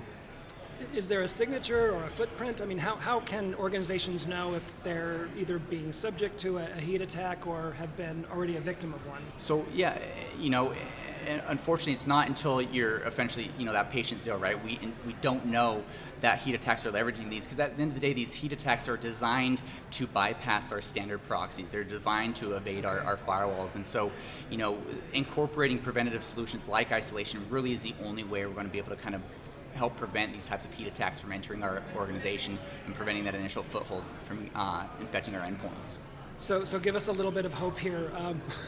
Yeah. What can organizations do? Yeah, I think the best way to start is really, it's not a matter of, looking to replace certain things. It's how do we start to look to couple our existing tool sets, everything we've invested in, all of our detection capabilities, how do we couple that with preventative technology? Like I said, things like advanced anti-phishing solutions, advanced isolation capabilities. How do we start to do that? Menlo Security actually had come out with a heat check. It's a heat security assessment toolkit that allows customers to identify and see if they are susceptible to these real-world heat attacks that we see, and it'll allow them to look within their networks and see if they have any heat exposure within those current environments. So those are definitely some places I'd look to start at, identifying those gaps and using tools like these heat checks provided by Menlo to help identify and see if they are susceptible to these heat attacks. Any other advice you might have for customer organizations that are looking at if this approach is right for them? Like, where might they start to begin to unravel this? Yeah, I think the first approach is, identifying, trying to look at what you have currently in place, looking at your existing tool sets, figuring out where there may be potential gaps, and how do we incorporate additional layers of technology. Everyone always talks about a defense in depth type strategy, so it's really looking at where are our gaps, what type of preventative technology can we help supplement or augment to those existing tool sets, and looking to things like these heat check tools provided by Menlo is all a great start to kind of focus on and gear their efforts towards. You had mentioned Secure Access Service Edge, SASE, a few minutes ago. Wondering if is that part of the equation here, or does it have deficiencies that don't really address the root of the problem? I think it's a great place to start and look at. Like I mentioned, how do we provide that secure access to all these private applications, SaaS applications that are all over, and providing that right level of security. It's definitely a framework you want to kind of gear towards and look and feed into. It's somewhere I'd start that people, taking that approach, the SASE approach, the SSE approach, looking at enabling zero trust. It's identifying where your gaps are, kind of what strategy do you want to take, and leaning towards there. So. Right. So we're here at Black Hat USA after a small break from the pandemic the last year or so. Anything that you've seen that's surprised you or maybe changed your thinking around a particular topic? I think the biggest thing that we've seen change is really ransomware today, in the sense of, ransomware has become incredibly easy to execute. Due to things like digital currencies like crypto that have made it extremely easy for these bad actors to hide their identities and collect ransoms. And so back to my point, when you look at the anatomy of a ransomware attack, it's about preventing that initial malware incursion. How do we stop that additional compromise from affecting other machines and prevent extortion? Well, if you think about it, if we use preventative technology that can stop that initial infection, that can prevent that malware incursion, then we can prevent everything that follows, right? We can prevent that initial access, make it as if it never happened. Then we can minimize alerts, we can stop additional account compromises, and we can ultimately protect the endpoints. Well, Nico, if I can summarize, the heat is on. So I appreciate you joining us today for the Dark Reading News Desk. Thanks for stopping by. Yep, thank you. We've been talking with Nico Papez of Menlo Security. This is the Dark Reading News Desk here at Black Hat USA in beautiful Las Vegas, coming to you live from the Mandalay Bay Hotel. Black Hat, of course, showcases the latest research and innovation in security. It's also a chance for security practitioners at all levels to take the pulse of today's threat landscape. And joining me now is Jayanth Gumaraju, CEO of Banyan Security. Jayanth, thank you for joining us today on the Dark Reading News Desk. Thanks for having me. Zero trust, of course, is a buzzword that is on everybody's lips, especially public relations people, and frankly, reporters and editors as well, so guilty as charged. Let's start with why the world needs zero trust in this day and age. Can we start there? Sure, yeah. I want to address basically the buzzword issue of zero trust first, and it's like, I think you're totally right. Like, you just walk in the corridor right now in the Expo floor, you'll see a lot of zero trust words thrown about. Sure. It's one of those things where, if you actually, the computer science equivalent name for that is least privilege access, and that is like something that everybody understands. But as you know, it's taken to the extreme right now with every company out there talking about zero trust in their own way. Zero trust sounds a little hostile, a little like, I'm I'm not not sure going to if I trust you. Yeah, exactly. I'm not going to have any trust on this, right? Okay. Exactly. It's like, it's actually basically least privilege access, and how do you provide it? And kind of like what you said, right? Like, there are different flavors for it. And when you talk about least privilege access, is it about, two applications talking to each other that needs to have least privilege access, or is it about IoT devices having to have least privilege access? But what we do at Banyan is all about providing secure remote access for users, like employees, third parties, and so on, to access their internal and SaaS applications, Sure. basically. I think part of the problem is also that zero trust is kind of positioned as a catch-all. It's going to help That's exactly everything right. and solve all your problems, which in fact may be true. But if we look at the major threats that most organizations are up against, I'm thinking like ransomware, social engineering threats, this kind of thing, like the one that just hit Twilio, for example. Is Zero Trust helpful here? Yeah, I think, you know, like the foundation of a lot of these attacks are around not having, you know, like least privilege access. By that I mean, like, you know, specific users that are entitled to access certain applications or devices, you know, like are entitled to access very specific resources for a very specific duration of time.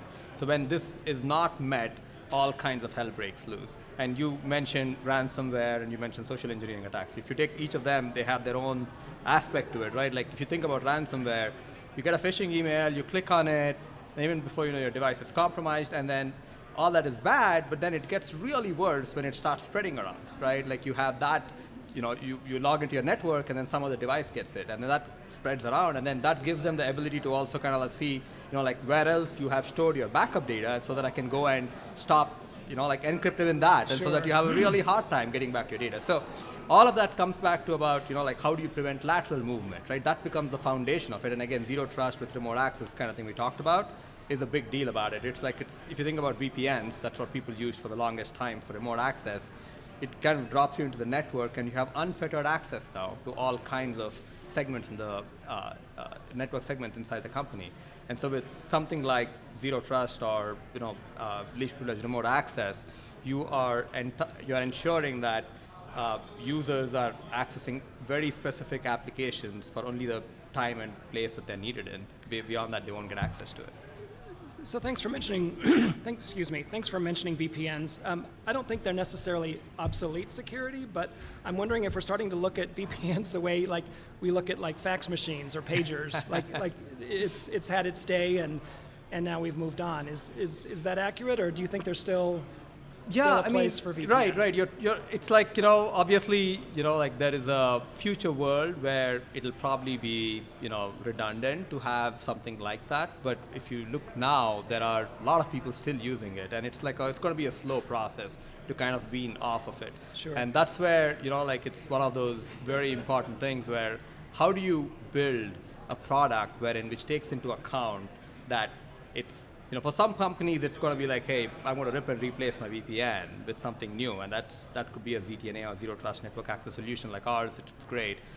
The other aspect is also about like how do you, like, you know, coexist with VPNs and, you know, like slowly wean it out, because there are cases where people are so used to it for the very long time. So how do you make that happen? It's entrenched. So knowing that Zero Trust is the right approach to pursue for this sort of level of protection, and learning from the existing solutions like VPNs, like Bastion hosts, what has Banyan built? Yeah, so Banyan overall, we've kind of like thought about this entire entire product. It was all built like pre-COVID and everything else, so it's not like a COVID company. Sure. So we were back in my day, I was at VMware, and we were doing a lot of fun stuff around it. But the main thing that came out of a lot of this, the initial thinking about the market was people are getting much more remote. There are a lot more devices that are spread all over the world. And then there are applications, again, going to hybrid, multi-cloud, and all that stuff, right? And so with this highly distributed set of people and applications, how do you connect the two? That was the high-level question we started to solve. And so we built the whole platform from the ground up, with taking the identity of the users, of the devices into account when they try to access. And it's like, and no more, you know, like trusted networks as being the cornerstone, which has been the cornerstone for VPNs and other network-related solutions.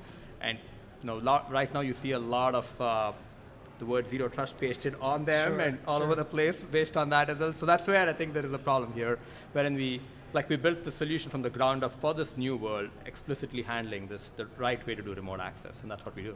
What differentiates the Banyan approach to Zero Trust? Yeah, so I think I would probably put it into like 2 or 3 different categories.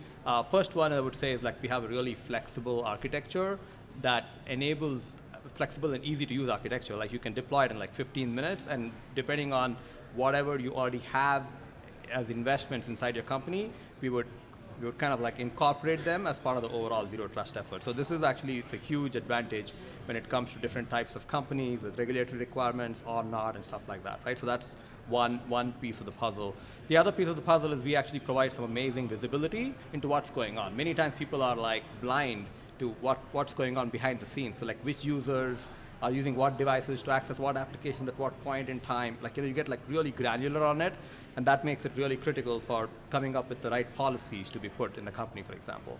And finally, I would say that we are really good at, like kind of like meeting you where you are and taking you much further in the zero trust or the security realm. Like we give you like really fine-grained access right to the API level if needed about what can and cannot be accessed by specific people based on the device trust and user trust.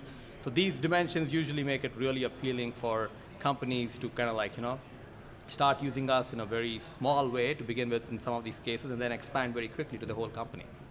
You indicated this is relatively easy to implement.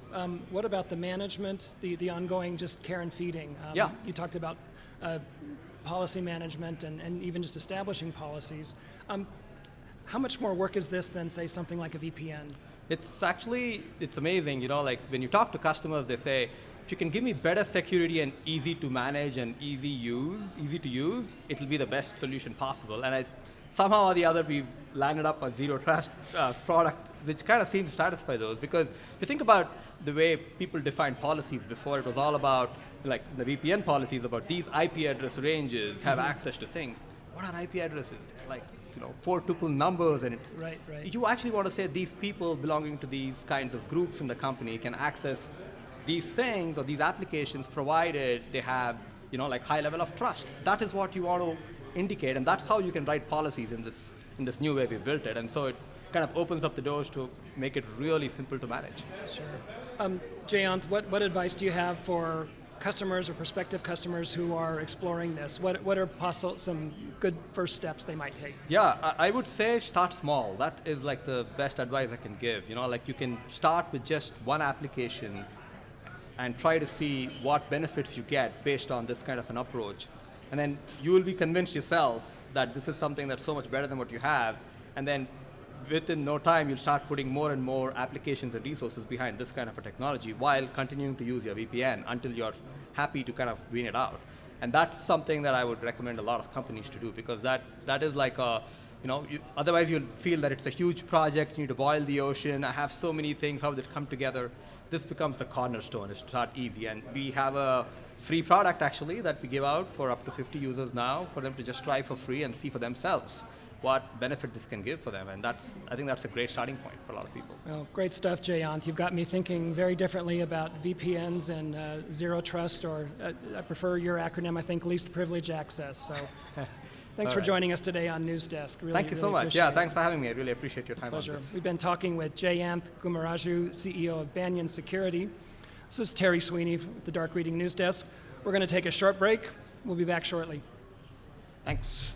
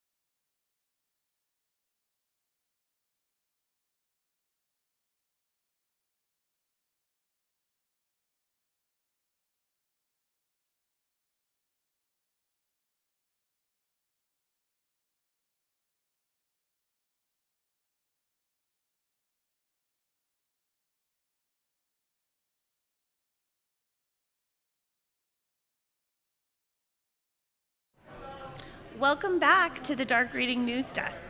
I'm Becky Bracken, editor with Dark Reading. Today, we are happy to welcome our final guest of the day, Dustin Childs with ZDI.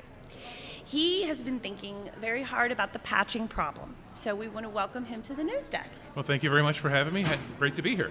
Thank you. Okay, well, let's just, we know patching isn't getting done broadly. Right. But you seem to have answers as to why that is. Well, yeah, at the ZDI, we've, since 2005, we've been disclosing bugs. We've disclosed more than 10,000 vulnerabilities over the lifetime of the program.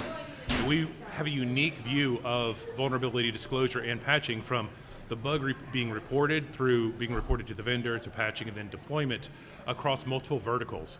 And over the last couple of years, we've seen a disturbing trend where patch quality is really going down. And that's causing a lot of problems for enterprises who are trying to calculate risks, but because of a decline in patch quality and an obscuring of communications around the patch too, they're unable to really understand the risk to their enterprise from security patches and the problems that they cause. When you say patch quality, what does that mean exactly? Well, that means patches that are released that are easily circumvented.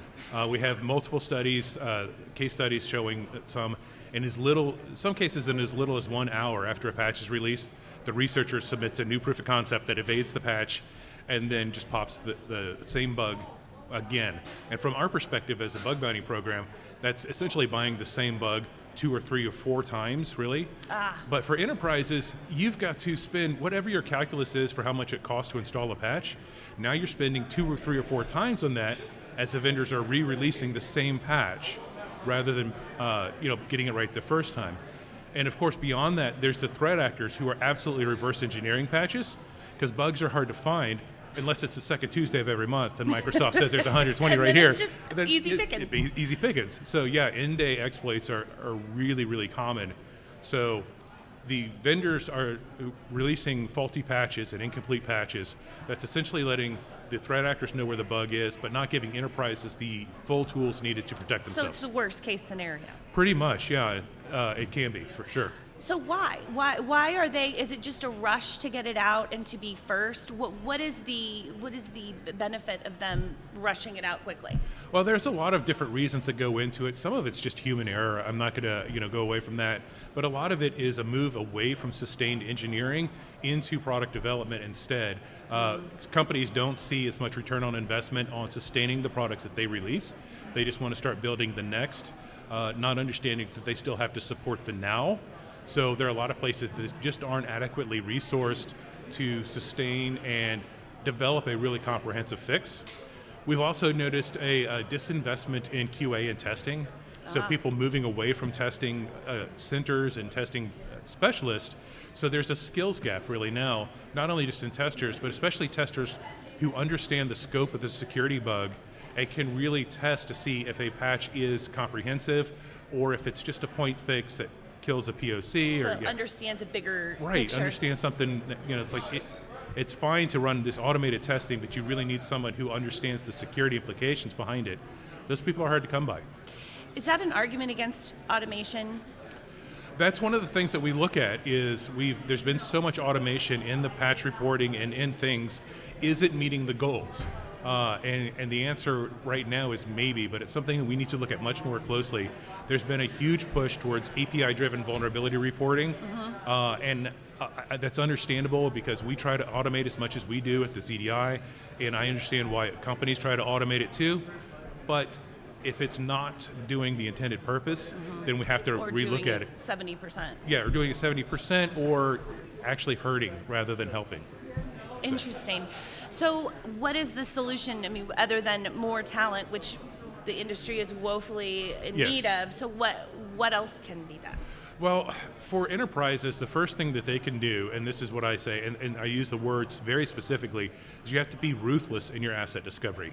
So whether it's your passive fingerprinting or other asset discovery tools, you can't protect what you don't know you have, and that's one of the biggest problems that we see with customers right now is it's like, oh, we got compromised through this shadow IT server sitting over here that we didn't know about. So you have to understand that and then know it and then know how to segregate it too. And if you're a developer, you have to understand your software bill of materials very clearly.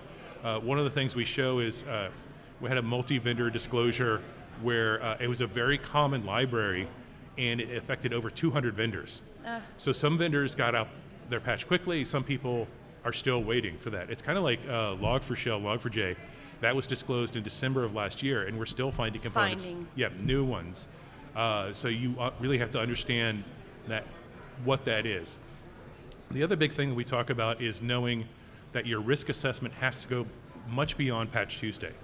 When it comes to patches and patch management, patch prioritization, a lot of folks just look at the second Tuesday of the month and stop there, but they really have to focus on what's going on in the enterprise, what's going on in the exploit community, because a bug that could be not very important can become really important if it gets wrapped into an exploit kit or ransomware or something like that. Okay, so how do they do that? Is it a matter of resources and boots on the ground at that point? Yeah, it's a matter of understanding that the risk, you need to do it. You need to, what we call the OODA loop, the observe, orient, decide, act, and then repeat, lather, rinse, repeat, so that you're always looking for what the risk is. You're not just thinking about patches once a month, you're thinking about them every day, because study after study shows that even though they are problematic, applying security patches is like the best thing to prevent incidents and breaches. It's always the number one thing. What do we do? Just patch? You could just patch? Yeah. Well, we don't say just patch it. We know that's not always feasible, but yeah. And then from ZDI, we're going to announce a policy change for us tomorrow that's going to help incentivize, that we hope is going to help incentivize vendors to get it right the first time. So that's one thing that we're looking at. What can we do to really communicate to vendors that there is a return on investment in doing this right the first time? So we're going to see what we can do as a disclosure wholesaler, essentially, to really try to shift that needle. Interesting. Can you give us any more details about it, or is it under wraps until It's you're... under wraps for right now, but let's just say the few people we've told have been intrigued by the change. So Okay, that's a little carrot. When is your talk? So we know. Our talk is 11:20 tomorrow morning, and we'll be thrilled to have as many people there as possible. And after it goes live and we're done with that, we'll have a blog post up on our blog covering the topic and talking about the policy change. So you can find that at zerodayinitiative.com/blog. Now, just more broadly, let's talk about bug bounty programs and sort of their evolution. Since you're sitting there. Where are bug bounty programs now? You hear, I mean, even now threat actors are adopting the model. So where are bug bounty programs now, and where do they fit? I still think, obviously I'm biased in my answer, but I still think they play a very important role if you do it right. So we've been doing this since 2005. We have a very mature program. We have a very mature community as well. Our signal to noise ratio is much lower than what we've heard from other bug bounty programs.